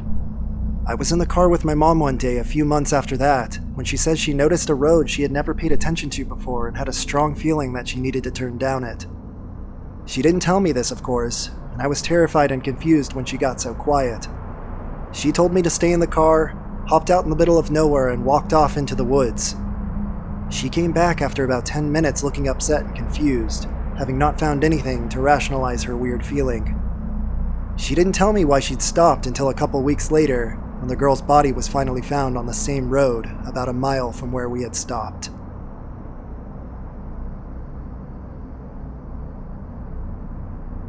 I may have come close to meeting a serial killer once. So, to preface this story, I grew up just south of Seattle under the shadow of the Green River Killer. We lived just outside the city, but not quite to the suburbs, almost like living in a small town, except that we weren't far from either the killer's pickup or dump spots. My brothers and I had to take our dogs with us everywhere we went. Other than that, we enjoyed a pretty amazing amount of freedom, even for the late 70s and early 80s. I was a total tomboy, climbing trees and playing in the mud and running in the woods. I was fairly fearless. Fast forward to 87, I'm living just off Pack Highway with my dad and busing to school on the metro every day. I have to walk up a huge steep hill to catch the bus down Pack Highway, walk back down the hill into the neighborhoods, across the middle school and the athletic fields, then back again the other way at the end of the day. I did this voluntarily to attend the nicer school with the gifted program. I'd also just started experimenting with being a girl, but I wasn't very good at it yet, so not very aware of the things girls have to pay attention to, like personal safety and situational awareness. This is important as to why I felt so comfortable busing along Pack Highway alone at 14, and also why I made the tactical error that I made. So, spring of freshman year, there's a Friday night dance and I wanted to go. Dad drops me off and says, I'll be back at whatever time, 2 hours or something. For some stupid teenage reason, after being there a bit, I decided I wanted to go home. Of course, normal folks didn't have cell phones back then, and there was no payphone, and I was used to getting myself around. So I take off across the fields, through the neighborhoods and up to the bus stop at Pack Highway, and everything is fine for a minute. Then this kind of shortish guy gets out of his pale pickup that's parked in the lot next to the bus stop. He walks towards me, and he doesn't say a word, he just stares at me. I come to a couple realizations fairly quickly. Number one, it's neither early morning or early afternoon when I usually bus. Number two, I'm not wearing my standard jeans paired with my dad's work shirt I typically wear. I am, in fact, wearing a miniskirt with a face full of, quote, sexy makeup. Well, really it was tacky and overdone, and I was still trying to learn to be girly, but I didn't know that then. I also had a shirt on that actually showed my recently grown, way too large, way too soon breasts. Number three, I'm on Pack Highway, late at night, in a hooker-dense area, all alone and there's virtually no one around. It's almost closed business on this little stretch of highway. Number four, this guy is wrong. He's just wrong. I don't know why, at that point in my life, but every cell in my body is screaming that this guy is wrong. So I nope the fuck out of there. But I make a serious tactical error and head back to the high school instead of just down to the grocery store at the corner and up the street a bit. And he follows me. He's about 200 yards off my ass as I drop down into the neighborhoods.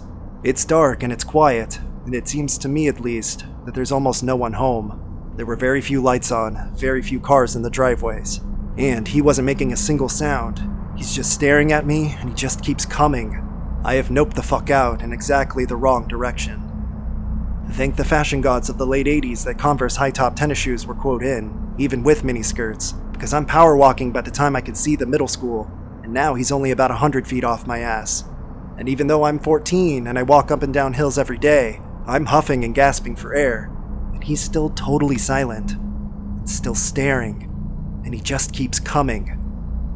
That's when I realized how fucked I am, because as dark as the neighborhood feels, the middle school and the athletic fields are pitch black, and there's now literally no one between me and the high school parking lot where teachers and students are at, up another hill.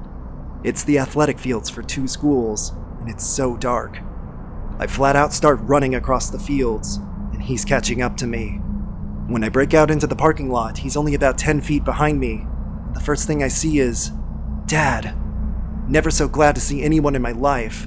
He was waiting in his car because somehow this whole ordeal had taken enough time for him to be there. The creeper peels off and melts back into the dark of the athletic field. Dad didn't see him well enough to get a detailed description, but did see the dude appear behind me as I ran like my ass was on fire out of the dark. Dad actually got out of the car and started towards him, but still without having made a single sound. The guy was just gone. Dad kept the chewing out to a minimum, as he could tell I was pretty shaken. But there was some unpleasant realization about young women with large breasts, and personal safety explained to me that night. I got a lot better about situational awareness real fast. Fast forward several more years, and they catch Gary Ridgway, the notorious Green River Killer. It turns out that he worked with my stepdad. This sicko used to leave his victims' jewelry in the female employee's restroom, and the women that went in would, quote, find it, and, after ascertaining no one else claimed it, would wear it. Stepdad remembers this happening often. Now, it's been years. That night was dark and I was scared, but Ridgway fits the general height, build, description, and vehicle as the creeper from that night in '87. A couple of his victims disappeared during that general time frame from Pack Highway, within a mile of that bus stop. I'm not sure if I outran him due to my hill walking stamina, if he was just playing, or if he realized I was a high school student and not a prostitute, or what. But man, I've never felt anyone quite as wrong as that dude felt. No way to know if that was even Ridgway or some rando creeper, but it's entirely possible I came damn close to being a victim.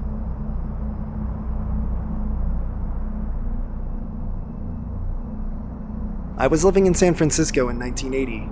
I was fairly new to the area and was always looking for stuff to do on the weekends. I found there was roller skating on Sundays at Golden Gate Park, so I went most every Sunday. It was really fun. At one section of the park there was a group of people who were juggling, and I made friends with one guy and he taught me how to juggle a bit. I ended up going home with him one night. We had some fun and he fell asleep. Except I needed a ride home because I was going to work early and I needed to have time to get ready. He said he'd take me home later though. But there was no later. When I woke him up at 2 a.m., he flat out said he wouldn't take me home, and I could just take the bus. So I walked over to where the North Judas Street car was coming in, and I took it close to my mom's house where I was living. It dropped me off 3 blocks from Golden Gate Park on my street. Shortly after I began the 4-block walk home, I noticed that a man was following me. I didn't immediately get freaked out though. He could have just been someone else on their way home, but this was not the case. I thought he had found his destination, as he wasn't behind me any longer. But at the next block, there he was, hiding behind the side of an apartment building. I gave him a scolding look and continued, but he began to follow me again. Now I was freaked. He definitely had bad intentions. I thought my dead body would be found in a month or 2 by someone's dog, with an apple shoved up my ass. I don't even know why I thought that, but San Francisco being San Francisco, it probably wasn't too far off the mark. He started walking faster, trying to catch up to me. Now I was panicking, and my only hope was to get help. Of course, there were no cell phones or phone booths in the strictly residential neighborhood. I picked a house at random and ran up their stairs and began pounding on their door and ringing their bell. No one answered the door, but I figure a light went on upstairs because the freak ran off. And so did I. I took off with 1.5 blocks left to safety. I was running across the last cross street, and a car came barreling down way above the 25-mile-per-hour speed limit. Holy crap, I thought. That's how he got ahead of me. He got in his car and drove around the block to intercept me. This guy is experienced and had a plan. I don't know if I ever ran faster in my life, but in any case, I was going as fast as I could. I made it to my mom's little house and got the key in the lock with my shaky hand, slammed the door, and took a big breath.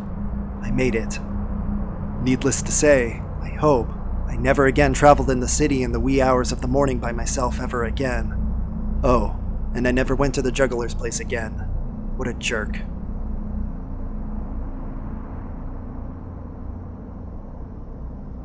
I used to joyride on back roads and drink a few beers, etc.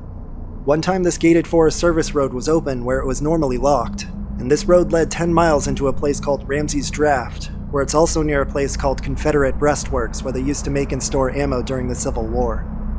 Anyway, we drive down this road and it eventually dead ends into a heavily wooded valley. There's a trailhead there into the draft, so we hop out of the truck and walk around to piss and drink beer. Immediately, me and my 2 buddies get a feeling something is off about this place. It felt like somebody was watching us, so we did what any logical dumbasses would and we split up to look around. I was about 100 yards from the truck and I stumble upon a campfire that was recently smothered out, like a few minutes ago. Next to the fire was a wooden stake in the ground, and resting on top of that stake was a fucking lit cigarette. I about shit myself, to be honest. I pulled my pistol out and quickly, but not in a panicked way, made my way back to the truck, where I found my buddies also with pistols drawn, whispering, "We need to get the fuck out of here right now." And we did just that, and I've never been back. Not long after this happened, a man went missing from the Confederate breastworks in Ramsey's Draft area. The story goes that he was confronted by some people that were hiking and was told to never come back, but for some reason he went back the next day because he left his cell phone or something, and he was never seen again. His name was Robert Fitzgerald. We think people were cooking meth back in there, or perhaps Irish travelers were hiding out in the woods as they were recently on the run for crimes in West Virginia around that time. I got loads of stories, but those mountains got some weird folks in them.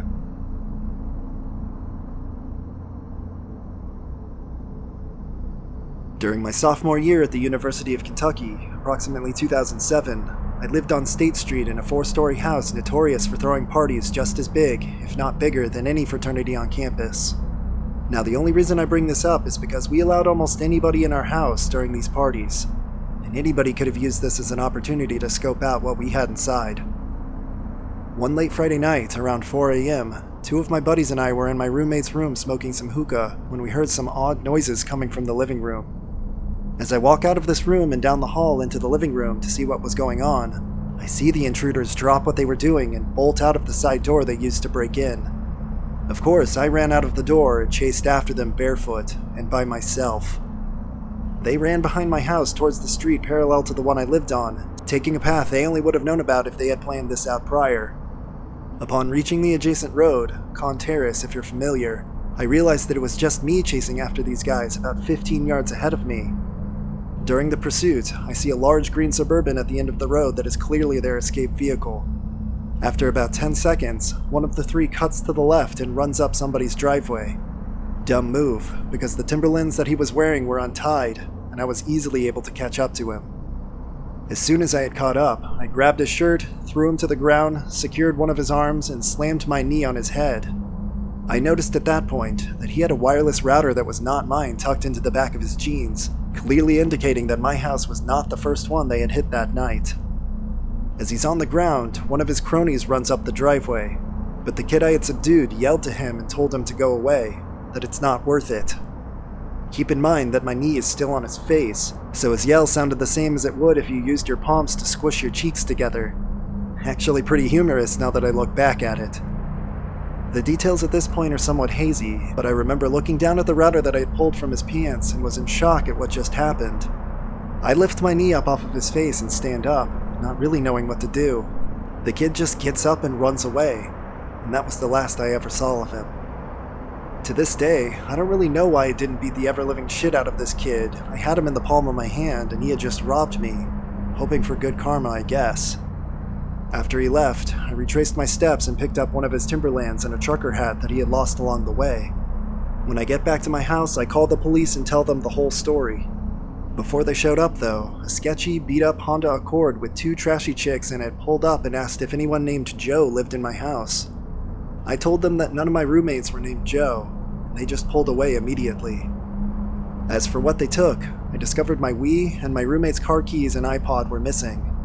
They had also ripped the cable wire out of our old piece of shit TV that looked like it came straight from the 80s. Not really sure what they were trying to do there, but then again, these kids were probably not the sharpest knives in the drawer. Anyway, cops come and tell me that they'll do what they can, but the shoe and the hat that I picked up won't be of any use. Unfortunately, we didn't have any serial numbers on anything that was stolen, so nothing ever came of this scenario. We never got our stuff back. Looking back, I realize that I'm lucky as fuck that they didn't have or use any weapons against me, as I would have not had any way of defending myself. At the same time, one of my biggest regrets is not beating the shit out of that kid who had just robbed me that I had in the palm of my hand. And don't worry, I gave my lazy roommates plenty of shit for not having my back. We aren't really that close of friends anymore anyway.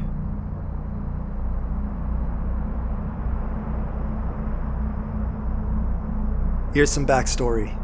There was a woman named Annie Motes who lived on the Virginia side of the Appalachian Mountain Range back in the late 1800s. Her husband used to beat her badly, so the story goes that she left one night and wintered across the mountain to the West Virginia side to be with her family. At the top of the mountain, though, she got caught in a snowstorm and froze to death. There's still a grave marker memorial where they found her body, I have a picture of it on my old phone somewhere. So, where she died, there is now a Forest Service road, and everyone says the road is haunted.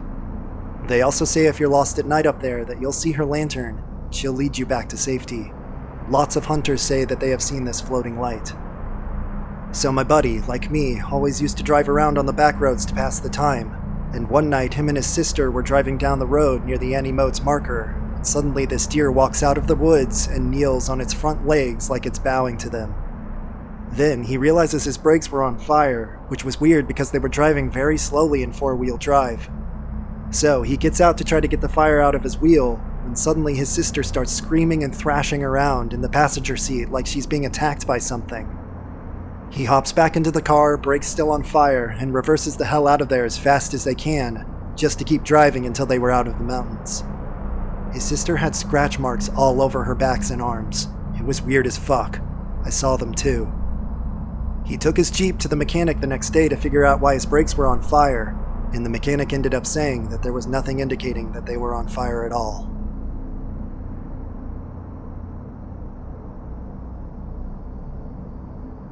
My younger brother and I were almost abducted when we were kids by a criminally insane man who raped and then murdered his own mother by burning her alive in her own home to hide the evidence. He spent 20 years in a psychiatric institution before being released. This man lived only a few blocks away from the home my family lived in at the time.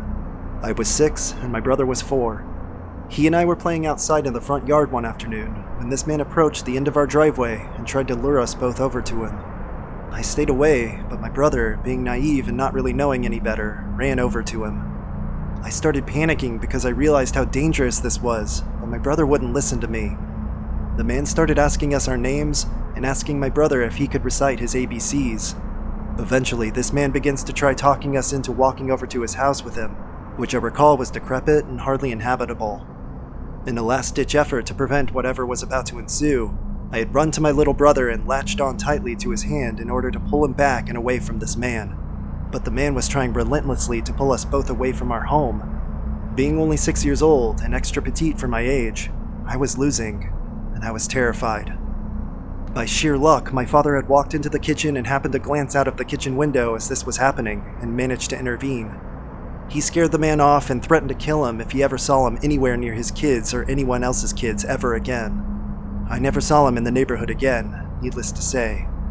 But my little brother certainly got the stranger danger talk, and we were both kept on a tight leash from that point on. It's insane to think about how differently this could have played out, and it's one of the closest calls I'll probably ever have in my life.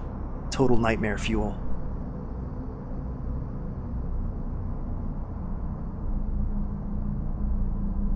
My story starts in 2014, when I was 10 years old.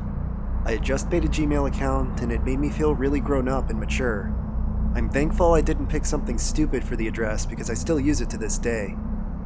With my Gmail account, I created a blog on which I posted book reviews and recommendations because I was kind of a nerd when I was younger. I gave all my classmates the link to my blog, and I knew every single person that engaged on it because their usernames were some variation of their real name. However, one day, I received a comment on a post I made from a username that I didn't recognize. Pinkie Pie. They left very normal comments on my posts, and I thought maybe it was one of my classmates with a different username. I didn't think too much of it. Then, about 2 years later, in 2016, I made a Roblox YouTube channel, which I have since deleted, otherwise I would have linked it here. Cringy, I know. I would record gameplay and post it onto my YouTube channel, and I gained a whopping 18 subscribers or something. But one of my subscribers, the only one that regularly commented on my videos, was called Pinkie Pie. This kind of freaked me out because I had made a completely new email for this channel and hadn't told anyone about it. Roblox used to be my guilty pleasure, so I kept my channel a secret. I kept on brushing off the Pinkie Pie appearances, commenting on my videos, my blog, my friends' YouTube channels, and even on my mom's Facebook, as coincidences until 2019. I was either 14 or 15 and had made my first Reddit account. This was when I was in my K-pop era. I was a regular on r/Kpop and made news-like posts about happenings in the K-pop world. One day I made a post on the subreddit as usual, and one of the comments was from a user named Pinkie Pie. The comment read, "Ah, of course it's Koreaboo," with the clickbait headline, and nobody questioned it because it was a fairly normal comment and still stayed relevant to what my post was about. I clearly remember that feeling of losing my mind because this Pinkie Pie person had been showing up on every single social media account I ever created, ever since my first email account. I believe that I reported the Pinkie Pie account and deleted my own Reddit account. I still keep tabs on Pinkie Pie though, and I have the link to the post saved to this very day. Now, we jump to 2020, when I was 16 years old and the pandemic had just started. At this time, I was kind of emo and angsty and insecure, as most people are at least once in their lives. I had not made a TikTok account even though it was all the rage because of literally one thing, the fear of Pinkie Pie finding me once again. It was at this time I discovered 4chan. 4chan's complete anonymity, and my strongest weapon, the Opera browser and its VPN, led me to believe that I was 100% safe and protected, even if I was on a website that was basically full of the devil's spawn. I posted normal things, sometimes explored the NSFW side of 4chan, and mostly just enjoyed talking to strangers on the internet. One day, I was feeling especially brave and horny, so I took 3 to 4 nudes of myself with a timestamp and posted one of them on /B. My post rose to the top because I had mentioned that I was Asian in the title, which I am, and obviously 4chan went crazy over that. I had lied about my real age and said that I was 18, when I was in fact still underage. I shouldn't have fucking done that. I don't even know what I was thinking. I remember receiving between 400 to 500 replies on my thread, and not all of them were nice. Still, I got a lot of compliments which really satisfied my ego and made me feel a little bit better about myself. Then, as I was lurking over my thread, refreshing every 2 seconds, I saw a comment from somebody named Pinkie Pie. It was another generic, humorous compliment, but this one did not make me feel admired or appreciated. It made me feel sick to my stomach. This was my breaking point. I remember bursting out into tears, deleting that thread immediately, and then going into a paranoid, delusional state. I deleted all of my social media accounts except my Gmail, powered off my phone, shut down my computer, and even disconnected the Wi-Fi. I honestly felt like I was going insane because no matter how much I tried to forget about this person, they showed up literally everywhere online. By that time, it had been around 6 years since Pinkie Pie first showed up. For a couple of years after that, I took a break from every type of social media entirely. I got rid of my Instagram, Snapchat, Reddit, YouTube, basically everything. If I wanted to go on a social media site, I would do it without signing in. This gave me a much needed break from Pinkie Pie. I never deleted my Gmail since I use it for everything. What's odd is that while Pinkie Pie has found me on every social media site I use, they have never once directly emailed me. I'm sure they do have my email, they've just chosen to not email me. Finally, we get to 2023, and to present times. Sometime in early January, I decided to make a Reddit account again and mostly just lurk. I posted/commented very little, and I received no comments from Pinkie Pie. I believed that the ordeal was finally over. In November, a few days after my 19th birthday, I went to Japan for my cousin's wedding. I decided to make a Reddit post on r/outfits of my wedding outfit because I really liked it and wanted people to see it. Guess who commented on it? Well, to be honest, I don't know who it was. By the time I read the comment, the account that had written it had already been deleted, but they wrote, "How is Japan? Liking it more than insert name of the city where I live, insert name of the state where I live." Once again, I was in hysterics. I was and still am 99% sure that this is Pinkie Pie. Somebody, even if it wasn't who I thought it was, had just fucking doxed me on the internet. I reported the comment, reported the user, and once again deleted my post and deleted my account. All I can do is run. I've made a throwaway account to share my story because I need to get it off my chest. I haven't told a single soul. I feel unsafe all the time and have paranoia-induced hallucinations occasionally, and I cannot explain to anyone why. I swear to the fucking gods, if Pinkie Pie comments on this.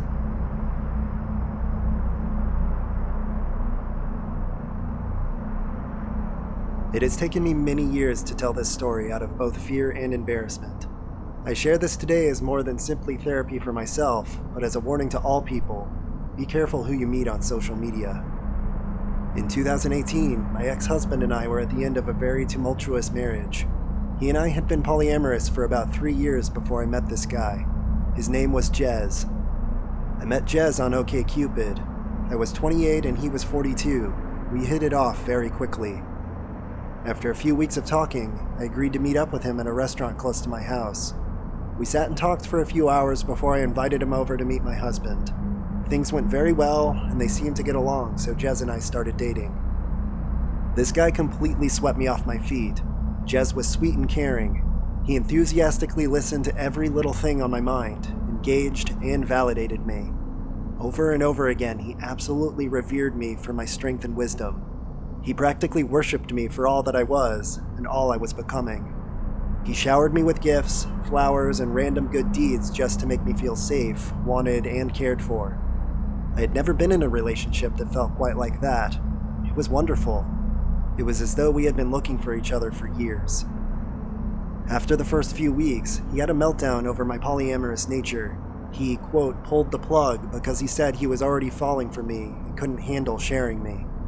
I stood my ground and accepted this boundary and the fact that I would have to let him go. I left that night sad, but confident that I had done the right thing for both of us.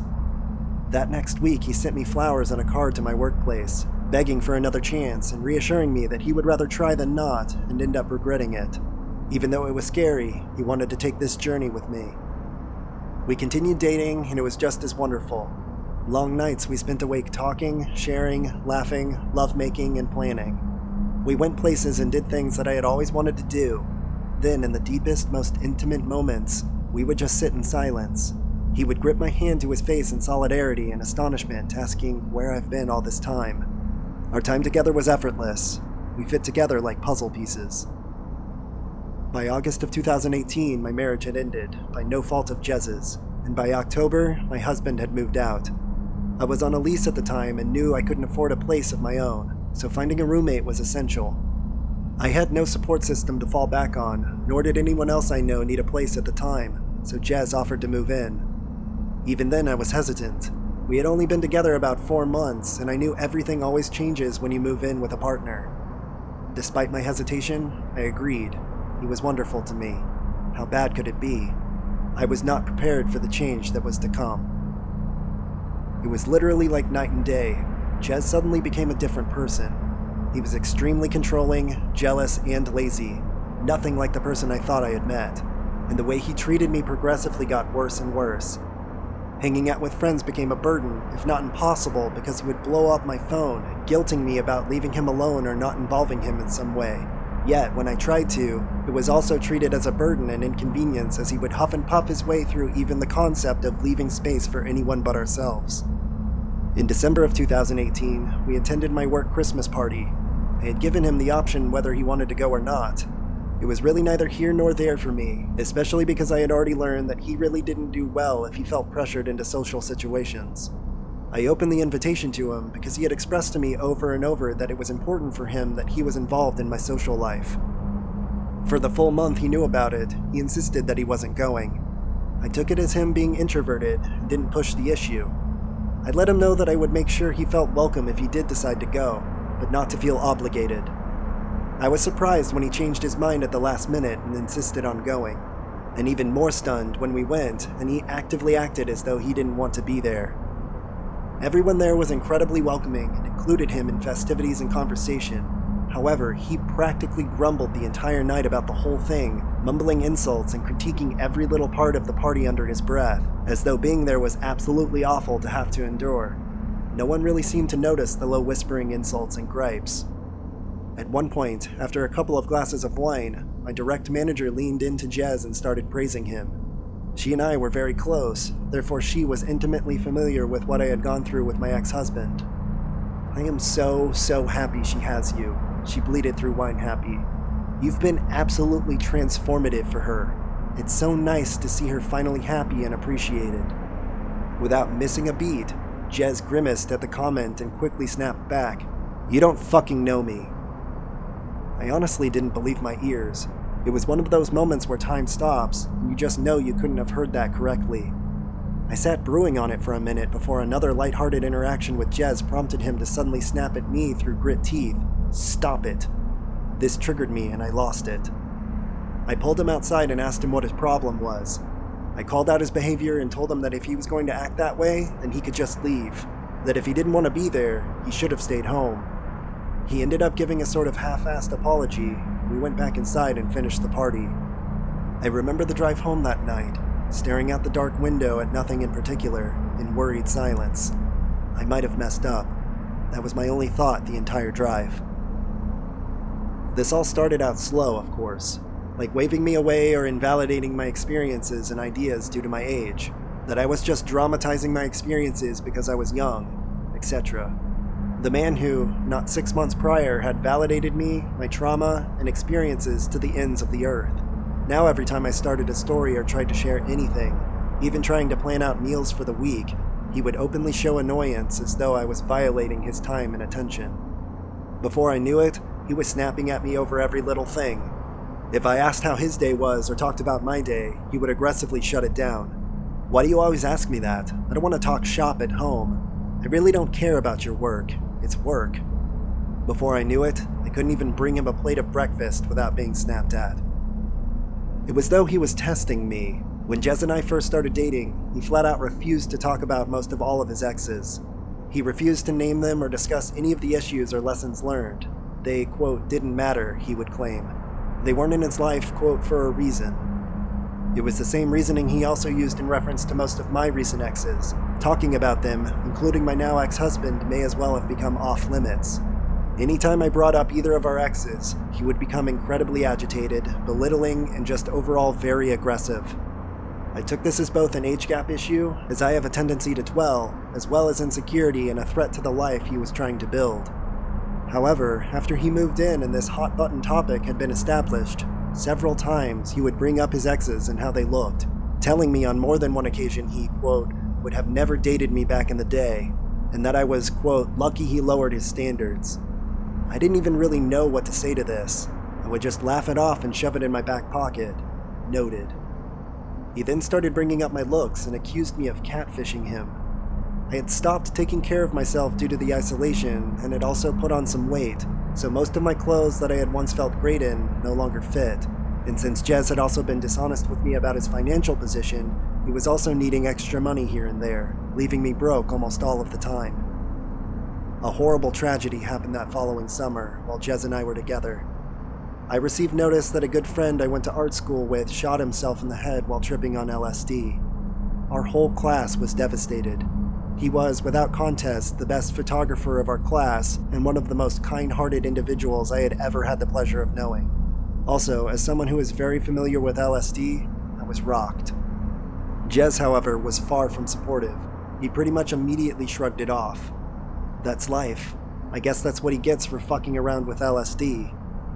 I was baffled at such an unsympathetic response, and even more later when Jez started to interrogate me about my relationship with this guy, asking when the last time it was I had even talked to this friend. You don't even know this guy anymore. Who cares? I broke up with him the first time after he called me at work raging. I was busy, so I wasn't able to answer right away, but once I was finally able to answer, I was met with intense anger. It was storming, and one of my dogs was having an anxiety attack due to the storm and separation anxiety. This wasn't the first time, and he was well aware of what she needed in those moments. Why the fuck aren't you answering my calls?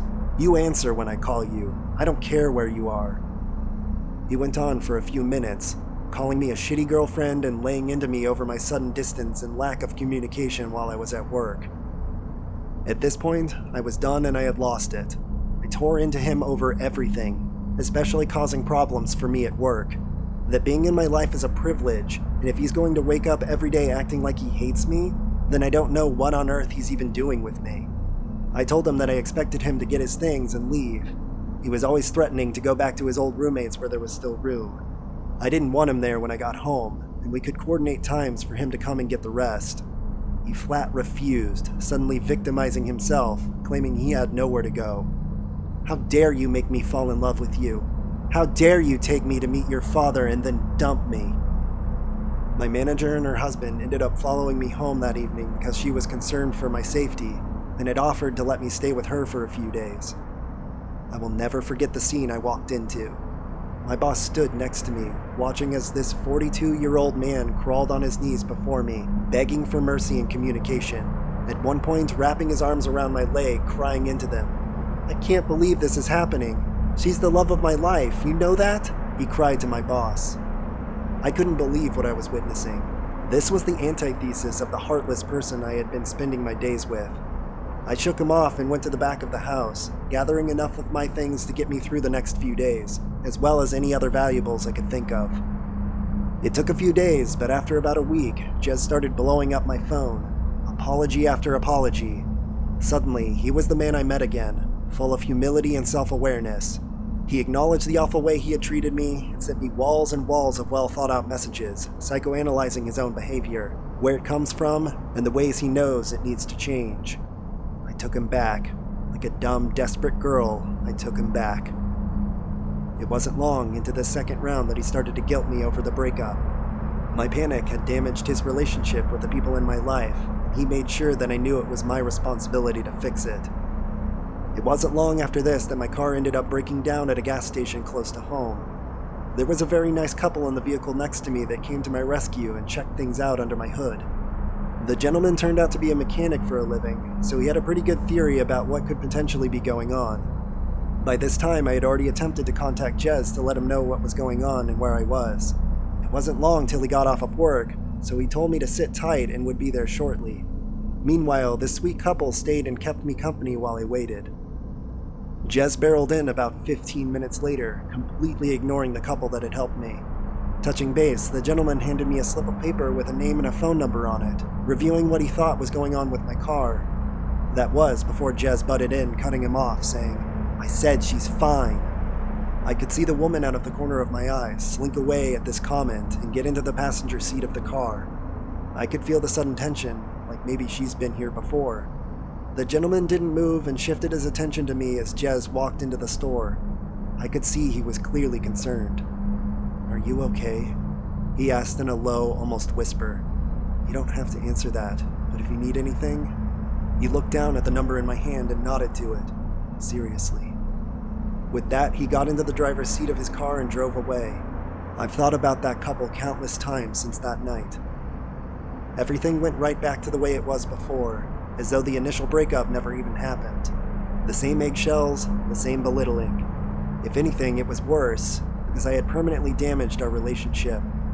If I had just, quote, not been so dramatic, if I didn't, quote, run away from everything, then maybe he wouldn't have to work so hard for respect in my life.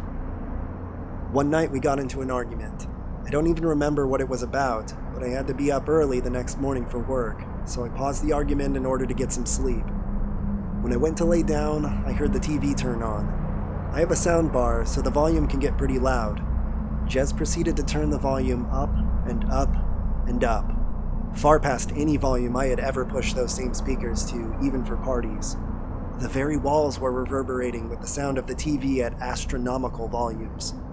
Jez then started laughing hysterically. It was a laughter manic with anger, as though something might be funny on TV, but he might also jump out of a window right now. I remember laying in bed absolutely horrified at what was happening. I knew things had gotten bad, but now I was scared. I got out of bed and asked him to turn it down, to which he responded, scoffing, "I'll watch TV if I fucking want to," and turned it up even louder. I felt like I was in a horror movie. I started crying at this point, begging him to please just let me sleep. He started mocking me and calling me names for crying. "Oh, wah, poor baby is crying again. That's your card, isn't it? Crying?" This caused the fight to start again, and he started screaming at me, followed me to my bedroom where he suddenly punched a door not 2 inches from my head. His eyes were black, and he looked at me in the eye, sending the clear, unsympathetic, and hostile message that was a warning and next time he wouldn't miss. My whole system had shut down at this point, and I sunk to the floor in a panic attack. My ex-husband had issues with violence. Jez knew that. All our rentals prior to that one had holes in walls and doors peppered throughout our unit due to my ex-husband's inability to handle his emotions. But he never hit me, or even came close to it. I crumpled to the ground feeling powerless, trapped and afraid. As my thoughts continued to race, he continued to berate and mock my panicked state. Most of our argument from that night was a blur, but ended abruptly once he threatened to put my social security number on the dark web.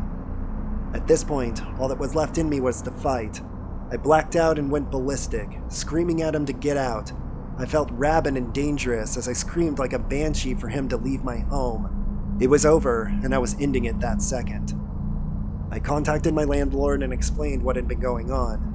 Jez would also end up contacting her, weaving his own little tale that I was moving out and tried to have the lease transferred into his name. Luckily, since I was several steps ahead of him, my landlord didn't fall for it and contacted me immediately. She personally came and changed my locks for me, gave me the personal contact of a police officer close by in case he showed up again, and took half off my rent for the next month. I am forever grateful to her for these simple acts of kindness that were above and beyond anything I would ever expect from a landlord. It took weeks for him to stop messaging me. The only reason I didn't block him was out of fear that he would show up at my house. Though I had contacts for protection, I knew that I would rather get a daily apology video than have to deal with him on my doorstep. So they persisted, for a while anyway. The same act from before. The love bombing, the promises, grasping at straws trying to find the weak spot where I would let him back in. But I ignored it. It continued for weeks before he finally gave up. He bowed out gracefully, stating boldly that he will always love me. I left him on red. The illusion was destroyed.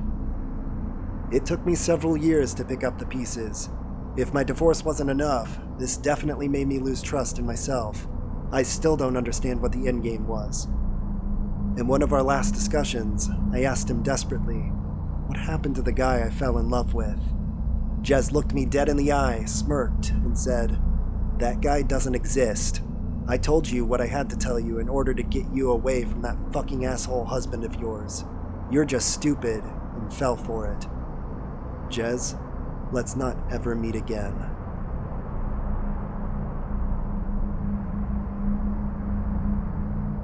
When this occurred, I had been staying with my mother in an apartment while I was attending graduate school. Half of my classes were online, and live classes were at night, so my sleep schedule was atypical. I'd often be sleeping during the day and awake at night. This particular night, I had waken up around midnight, and maybe an hour later felt hungry, so I left for a nearby Jack in the Box, as they have a 24-hour drive-thru.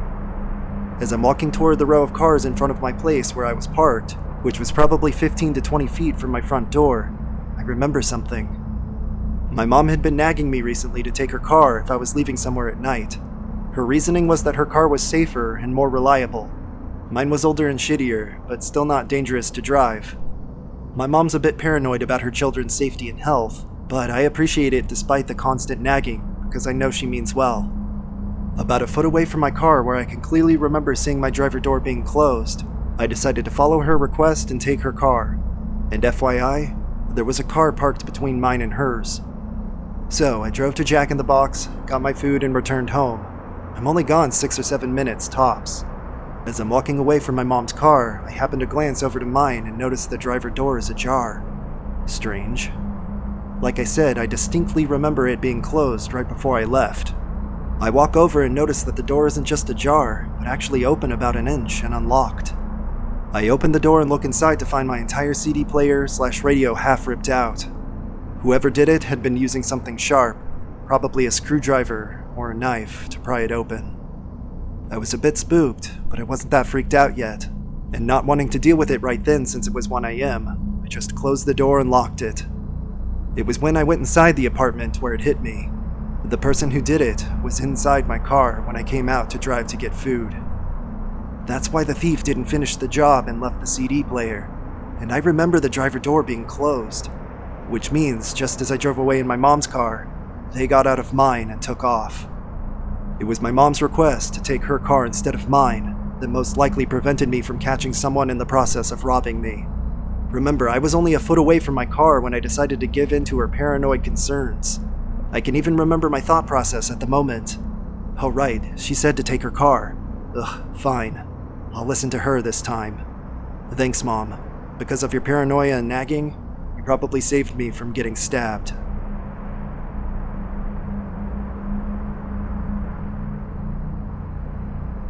I didn't think I had a story, but then I remembered an encounter I had in a wooded area. This took place probably close to 10 years ago now. A friend of mine and myself had gotten into exploring supposed haunted places, and she had a lot of encounters down by a creek that ran through some woods by her house. We had a lot of weird things happen down there, but nothing stranger than this last encounter.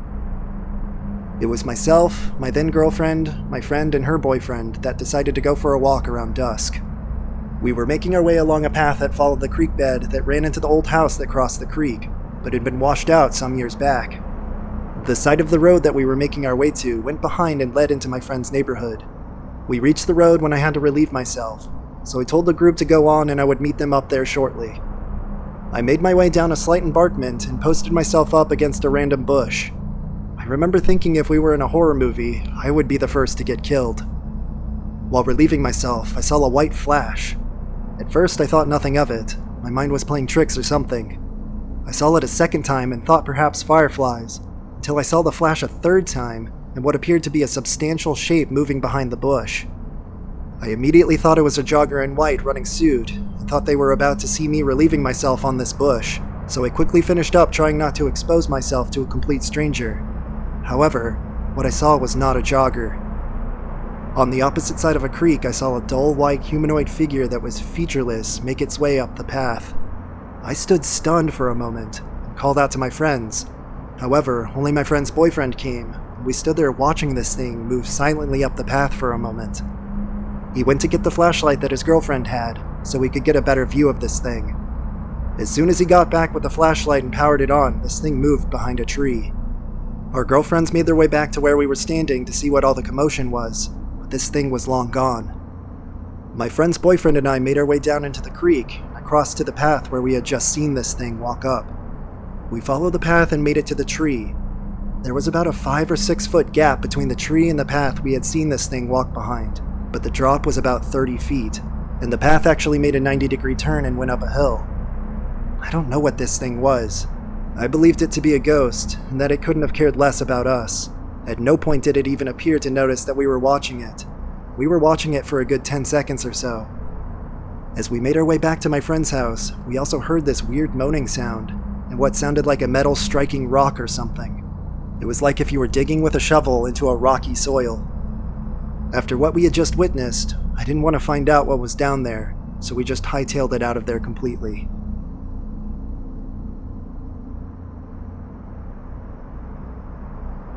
I was in college and back home for the weekend to work. My parents worked nights, and I was home alone in what used to be my bedroom and what was then a den. My parents' home is over 100 years old, built on a pier and beam foundation. We often heard noises from other rooms, especially the kitchen, and joked that it was the previous owner taking care of the beloved home long after passing away. I say we joked, but we secretly took it serious when we were home alone. Sometimes the noises were loud, and the pets even seemed bothered. In an old house that sits more than 2 feet from the ground, you hear quite a bit of detail. As I was drifting off to sleep, I began to hear sounds of movement in the kitchen, along with running water sounds. The kitchen was across the hallway, about 30 feet from where I was trying to sleep. I was already uneasy about staying alone, so I closed the door to what used to be my bedroom to hopefully block the sounds. It didn't occur to me at all to investigate the noise.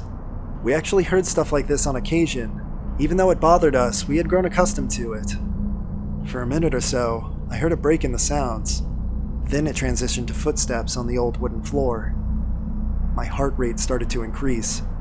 Next, I heard the distinct sound of a shoe hitting the bottom of the closed door. The bedroom/den was connected to 3 other rooms. Another, smaller bedroom, a small restroom, and the hallway on the other side of the closed door. There was no accessible exit door from where I was in the house, and all the windows in this area were old and painted shut. I was feeling even more vulnerable since I was just in my underwear. It's just what I wore to bed on warm Texas evenings. I began to contemplate my next steps. This was pre-cell phone days. I made the decision to retreat behind the only lockable door in the connected bathroom. I took the cordless phone from the room with me. I turned on the phone and started to dial 911, and quickly changed my mind. There were 2 problems. 1, the phone beeped with every press of a button. Old cordless phones had no silence option, and I was afraid the intruder would hear the beeps and know my location. And 2, I didn't want the intruder to hear me speaking, or the sound of the 911 operator talking. So instead, I dialed my dad's work pager and left the home phone number with 911 on it. He'd know something was wrong and act quickly. I covered the speaker on the phone in an attempt to mute the sounds of the buttons. After paging my dad, things got even more intense. The bedroom/den door opened, and and someone was walking slowly around in the room from which I had just retreated. I was terrified. My dad called, and the base station to the cordless phone rang in the room with the intruder. The answering machine picked up, and my dad frantically asked me to pick up. I did not, again fearing the intruder would recognize where I was. I heard the footsteps move faster, but they were still in the room outside of the bathroom. I quickly paged my dad again, and he called back within seconds, leaving another frantic message, even asking why I won't pick up because he knows I'm at home, which both I and the intruder could hear. This happened a few times before my dad announced on the answering machine that he was sending help and that he was on his way. He worked about 15 minutes away. By the time all the yelling over the answering machine had stopped, I heard no more sound outside the room. I quietly waited in the bathroom, the door locked with a tiny hook lock, waiting for help to arrive. Within just a few minutes, I heard someone loudly banging on the front door. They were yelling my name. Before making a break for it, I considered the fact that I would have to enter and run through the areas that I had just recently heard the intruder. After some fast contemplation, I ran for it, found my uncle. I unlocked the door and came outside to stand with him on the front porch. He seemed shocked, as I was in my underwear outside and I was almost crying from the feeling of relief. He thought he was coming to rescue me from an asthma attack or something. I am asthmatic and I had a couple of major attacks as a teenager. My dad sent to rescue me and assumed that I was having an attack and simply didn't have the breath to speak on the phone. If I hadn't gotten to the door, he would have broken the glass. After telling my uncle what happened, we walked together through the house. We found water running in the kitchen, and medical bottles spilled out all over the cabinet. The back door to the house was also open wide. He took me to his house, and my dad met us there. It was finally the end of a very rough hour. I feel like I handled the situation kind of poorly. I didn't find a way to leave the house, and instead backed myself into a corner with no escape.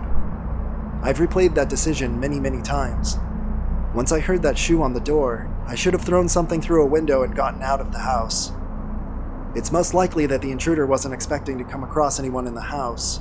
We never knew for sure, but we suspected it to be a neighbor with an addiction problem who was aware of my parents' work schedule. He had been arrested many other times for non-violent drug, alcohol, or intoxication crimes.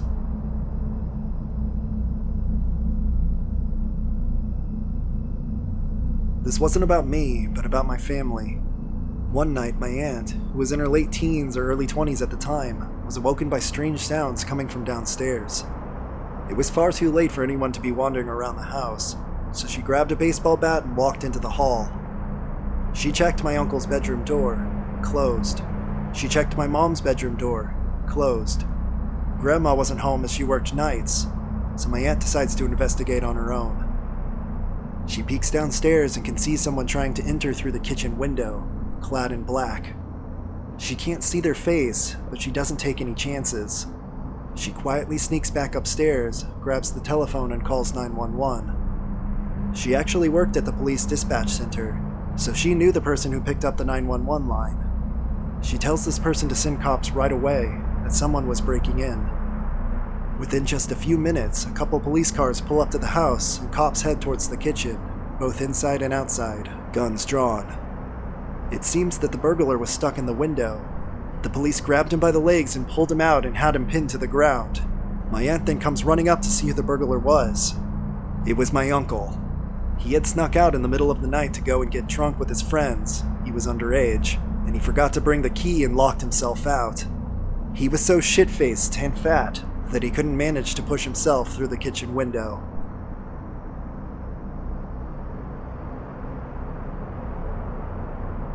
I was traveling down south and stopped in a little town that anyone from the north going to the south knows, right on the West Virginia, North Carolina state lines. I was staying at the Ramada there, just outside of town. It's the typical strip of hotels, motels, and a truck stop right along the freeway. I decided to go stretch my legs and walked behind the motel where there was this big field that was just along the freeway. The sun had just set, so the sky still had that light that makes light-colored things glow a little. I don't know exactly why I went back there, especially alone, but I was just standing there. I started to feel uneasy. Then I thought I saw something out of the corner of my eye in the field. I looked hard and could barely make out something white. I knew there were a lot of feral cats and kittens around, and thought it might just be that. Just as I started to realize that this was a bad idea, the little white thing became big and was moving at speed in my direction. I sprinted down the parking lot and towards the office without slowing down to look behind me. I knew whatever it was still coming by the looks on the faces of the people unloading their cars for the night as I was running past. Suddenly I heard a scrape, a scream, and a splat. When I turned around, there was a scrawny woman splayed out on the sidewalk, matted hair with dried and fresh blood on her face. She was screeching like a banshee. Someone had tripped her, not knowing what was going on. Long story short, she was in the field after getting dirty with a truck driver in exchange for meth. He punched her a few times, and she stabbed him. It turned out to be a minor injury because he was back at his rig and drove away, but later turned up at a hospital in North Carolina. I switched to a different hotel for the night, and when I returned home, I took a concealed carry class and got licensed, and now I have a little buddy that goes where I go, especially when I'm standing behind sketchy Appalachian hotels near truck stops in the dark.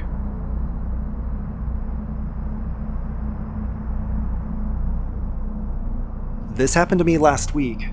I live in a very large city in a very safe country. I live in a one-bedroom apartment on a flat rooftop, meaning that the roof wraps around the entirety of my little square of an apartment. The roof is accessible through a door that I keep locked at all times, but then my apartment itself also has a separate glass sliding door. The rooftop doesn't touch any other buildings, but on the back end there's another rooftop that's just a flat, bare square. It's about 1.5 meters below and half a meter across from my apartment. On Tuesday night around 11:30 p.m., I have my front door open and all my windows too as it's summer and hot. I'm doing some things while loudly listening to some videos on my laptop. I eventually decide to take a quick rinse in the shower before I go to bed for the night. When I step out of the bathroom, I immediately know that there's someone standing behind the foggy, speckled glass of my sliding door. I don't say or do anything, but I can see the shape of a person, and they're bringing one of their arms down.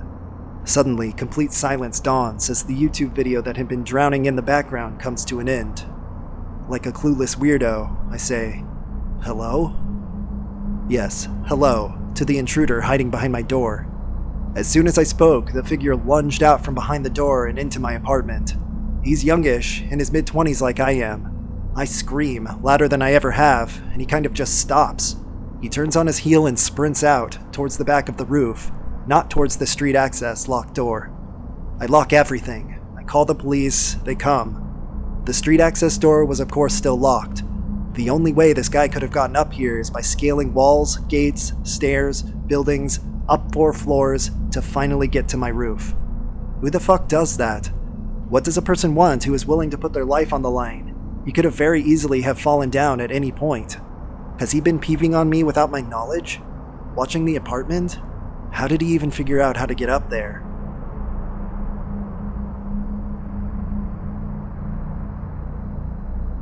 I moved in with my elderly grandmother a few months ago because I got a new job down the street from her house, and she said she'd be happy for me to stay with her. Some context. I used to come visit my grandmother about 1 weekend a month.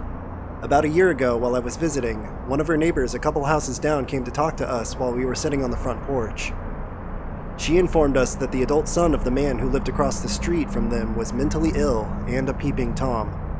Supposedly, he would come stand in this neighbor's yard and just stare into her windows. She got her husband to come yell at him. When he kept doing it, they eventually called the cops. My grandmother remarked that she had seen the cops at this man's house for years, and that supposedly a single dad lived there with this adult son who struggled to manage his mental problems. Flash forward to a couple weeks ago. Now living with my grandmother full-time, I got home after dark a couple weeks ago, and the front door was cracked open. My grandmother is a bit of a safety freak, so she always had her doors locked. I was nervous, but tried to hope for the best, thinking my grandmother had forgotten to close the door on the way in with groceries or something. I go to her room, and she said that she was certain that she locked the door. I tried not to worry about it though, since nothing had been moved or stolen. The next day when I got home, her car door was cracked open. At this point, I assumed both instances were just her and she was being forgetful. However, she's never left either of these things open before. Well, tonight, my grandmother and I go out for dinner, and therefore I'm the one who locked the front door on the way out. She has a doorknob lock and a deadbolt lock above it. I distinctly remember struggling to lock that deadbolt. They both use the same key. Sometimes you have to shimmy the door to get the deadbolt to lock, but I finally got sick of trying and just left it unlocked. I was satisfied with the doorknob being locked. Funnily enough, as I walked away from the door, I thought to myself, I hope no one breaks in. Well, we get back from dinner and I go to unlock the doorknob, and to my surprise, the door wouldn't open because the deadbolt had somehow been locked. It was in that moment, I immediately knew someone had been in the house while we were gone, and locked the deadbolt back when they left. Once again, nothing had been moved or stolen. The creepiest part is that that person is intentionally leaving the doors open and locking back locks that had not been locked on purpose just to creep us out. And he was obviously watching us to see when we left tonight. I feel certain that this is the mentally ill man who must have gotten hold of a key that my grandmother hid under a mat or something. Why would anyone else do this? If it was a robber, they would have taken something. It reminds me of the first season of American Horror Story, where Jessica Lange's autistic daughter would just randomly sneak into Connie Britton's house. I'm just hoping that if it is that guy from down the street, he's as harmless as the AHS character. I'm going to get the locks changed as soon as possible and install a Ring doorbell camera. What I'm most nervous about is that once I get the locks changed, this guy, or whoever it is, will know we're onto them and may get mad because they won't have access with their twisted pastime anymore. We live in a gun-friendly state. We don't actually own any, but I'm afraid of what this guy may do in retaliation. The neighbor who had the peeping Tom incident literally called the cops on him, and she's still alive, so I just hope he leaves us alone and doesn't bother us anymore.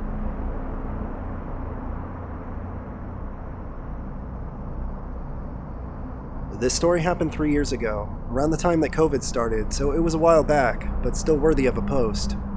It was early 2020 and I had just gotten a new job in a small town near my area. While looking for a place to live, my sister offered to rent her house to me. She had bought the house 2 years prior, but she and her husband didn't really take to it, and their commute to work was long, so they moved out and the house was uninhabited. Luckily for me, it was actually pretty close to my workplace, around a 40-minute drive, and my sister pretty much rented it to me for free. I just paid for the water and electricity and looked after the house. I was living there for a solid 2 or 3 months and had already gotten used to it. One night after coming back from work and parking my car, as I walked towards my door, I noticed something odd. There was a cigarette butt on the curb to my house. I leaned down and picked it up, thinking that it might have been mine since I'm a smoker, but after looking at the brand name, I realized it wasn't mine and just threw it away. I didn't think much of it and just shrugged it off as some asshole throwing it at my curb. I went on with my night and nothing unusual happened. 2 days later, I was once again walking to my house when I spotted a few more cigarette butts, this time near my porch. Needless to say, I was pissed off and thought that someone sat on my porch and smoked, but since I didn't know who it was, there was nothing I could really do about it. I noticed that they were put out pretty recently though, so whoever it was probably walked off as I was approaching. That night I was watching a movie on my laptop and it was pretty late, probably past 1 a.m., so I was surprised when I heard a car passing by. It was a suburban neighborhood, and it was COVID, so people rarely ventured out at night, but I didn't think much of it either. Around half an hour later, I was surprised when I heard chattering nearby. I listened intently, but I couldn't hear what they were talking about as their voices seemed almost muffled and quiet. By this point, I was getting a bit unnerved, so I stopped the movie and quietly got off my sofa and walked to the front door to make sure that it was locked. As I was approaching the door, I froze mid-step as I heard the two coming up to my porch and reducing their talking to a whisper. I realized right away that whoever this was wanted to break in. I leaned against my front door and waited, expecting a loud bang against the door or the doorknob to be shaken, but it was oddly quiet. I decided to walk over to my window to see if they had walked away or changed their mind. My windows have bars from the inside out that you have to unlock so that you can move to the curtains or look out the windows comfortably. I slowly unlocked the bar mechanism and lifted it up. I moved the curtains and was taken aback. Leaning up against my window was a man. He was as startled as I was, because he basically stuttered over his own steps as he jumped back. He tightened his hoodie to cover his face, so all I could really see was his big blue eyes staring at me. His friend realized what was going on and right away started to kick the door in. He kicked it a solid 4 or 5 times, but the door wouldn't budge. All the while, I was staring at them, frozen in fear and trying to comprehend the situation. I snapped out of it and slammed the bars over my window, locking them and running up the stairs to the storage room where I pushed a table up to the door and called the cops. As I listened and expected the two to come inside any minute, I heard a loud crash and the bars from the windows being shaken aggressively. When they realized they couldn't get in, one of them let out a long, angry scream that probably woke up half the neighborhood. By the time the cops came, though, they were long gone. The police couldn't find out who it was, but were more active in the neighborhood in the following weeks. Regardless, I wasn't too keen on staying there, so shortly after I moved out. My sister sold the house a few months later, and as far as I know, nothing similar ever happened since. I honestly don't know what they wanted, or why they were so determined to get in, but whoever it was, let's not meet again.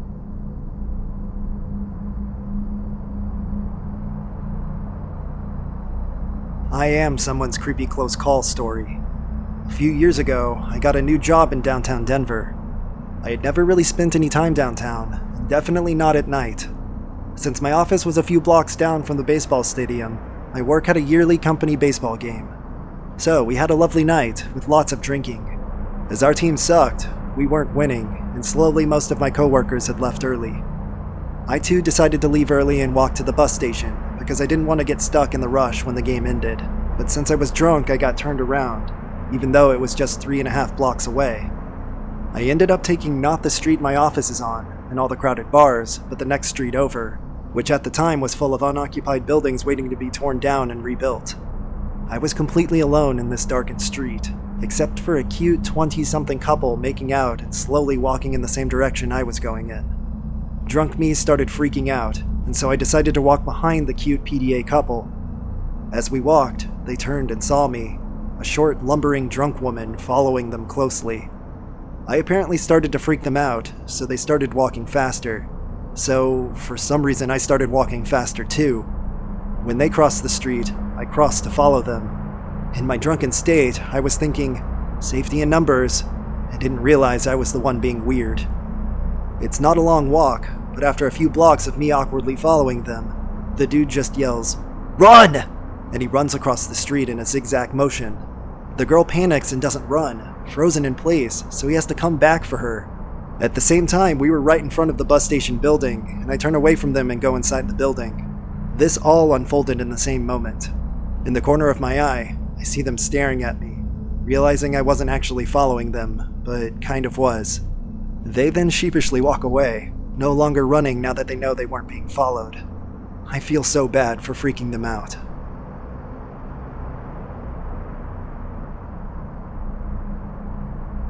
Back when I had just got my license, we would go camp up in the George Washington National Forest so we could drink a few beers underage and not get in any trouble.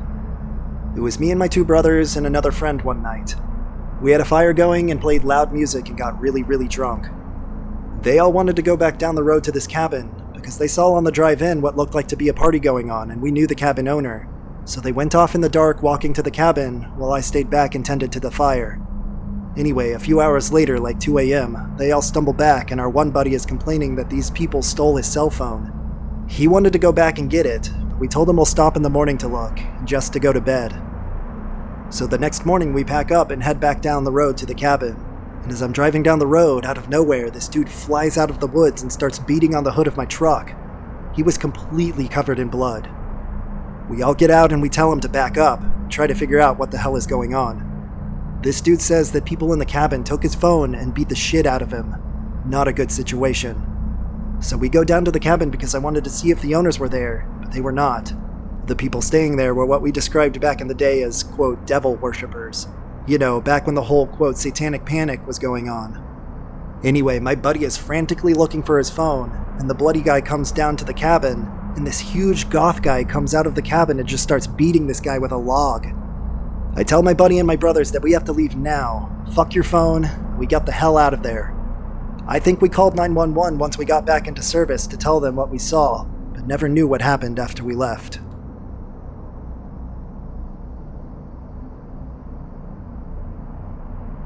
It was about 1:30 in the morning. I had been asleep for a couple hours after drinking a good several beers. I'm woken up by loud stomping around upstairs, as this is in a house and I rent a room in the basement. I don't think too much of it beyond the fact that it's pretty annoying, as the people that I live with can be pretty loud at times. The stomping starts coming down the stairs though, and I think my roomie is pissed and is coming down to bitch about something. Then my room door is just kicked open. I sit bolt upright in my bed saying, "What the fuck?" And wham, I get smoked on the top side of my head, knocking me out of the bed and onto the floor. I may have been knocked out at that time, but I'm not really sure.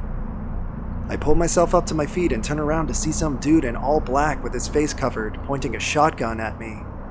What runs through my mind at this point is, oh fuck, this is not seriously a home invasion. He starts yelling for me to get moving and to go up the stairs. This is when I feel a warm wash running down my face. Blood, and a lot of it. I'm a bit staggered on my feet, both from my earlier consumption of alcohol and from getting hit. Getting up the stairs, he's asking me where the money is. My female roomie has been sat down on an upper flight of stairs, with a second robber up in the master bedroom rummaging around looking for stuff, and my second roomie is nowhere to be seen. I should note that the house is a split level, giving 4 floors for a 2-story building. The robber who is with me is yelling at me about, quote, the drugs and the money. They must have the wrong place thinking that we're drug dealers. I mean, we do smoke pot, but by no means have any large amounts of cash or pot around. Now, my memory is fuzzy with everything going on. Some other bad shit that happened to me that I won't really mention here, but my missing roomie had gotten outside when the second guy came downstairs to grab me, with his partner up in the master bedroom looking for shit, allowing him to get outside. My roomie was able to smash a window on the getaway car, but never got the plate number. Your brain will not be able to work right in a situation like this. He also managed to finally get a neighbor awake and a 911 call was made. I'll also note that all he was wearing was a t-shirt. That's it, during winter in Canada, and he grabbed an axe on his way out the door. As soon as the sirens were audible, the robbers yelled, "Cops! Cops!" and were off and running. They did get some things, probably about $2,000 worth of electronics and cash, but were probably really pissed as I'm sure they were looking for a much larger score. Looking at the carnage afterward, I had left a very solid trail of blood from my room in the basement up to the main floor. Half my body was covered in it. Head wounds will bleed a lot. News reporters were across the street almost as fast as the cops, and an article was made to the paper the next day. I'm sorry about the wall of text, as it's pretty late here, and easier to type out like this trying to remember all of the events.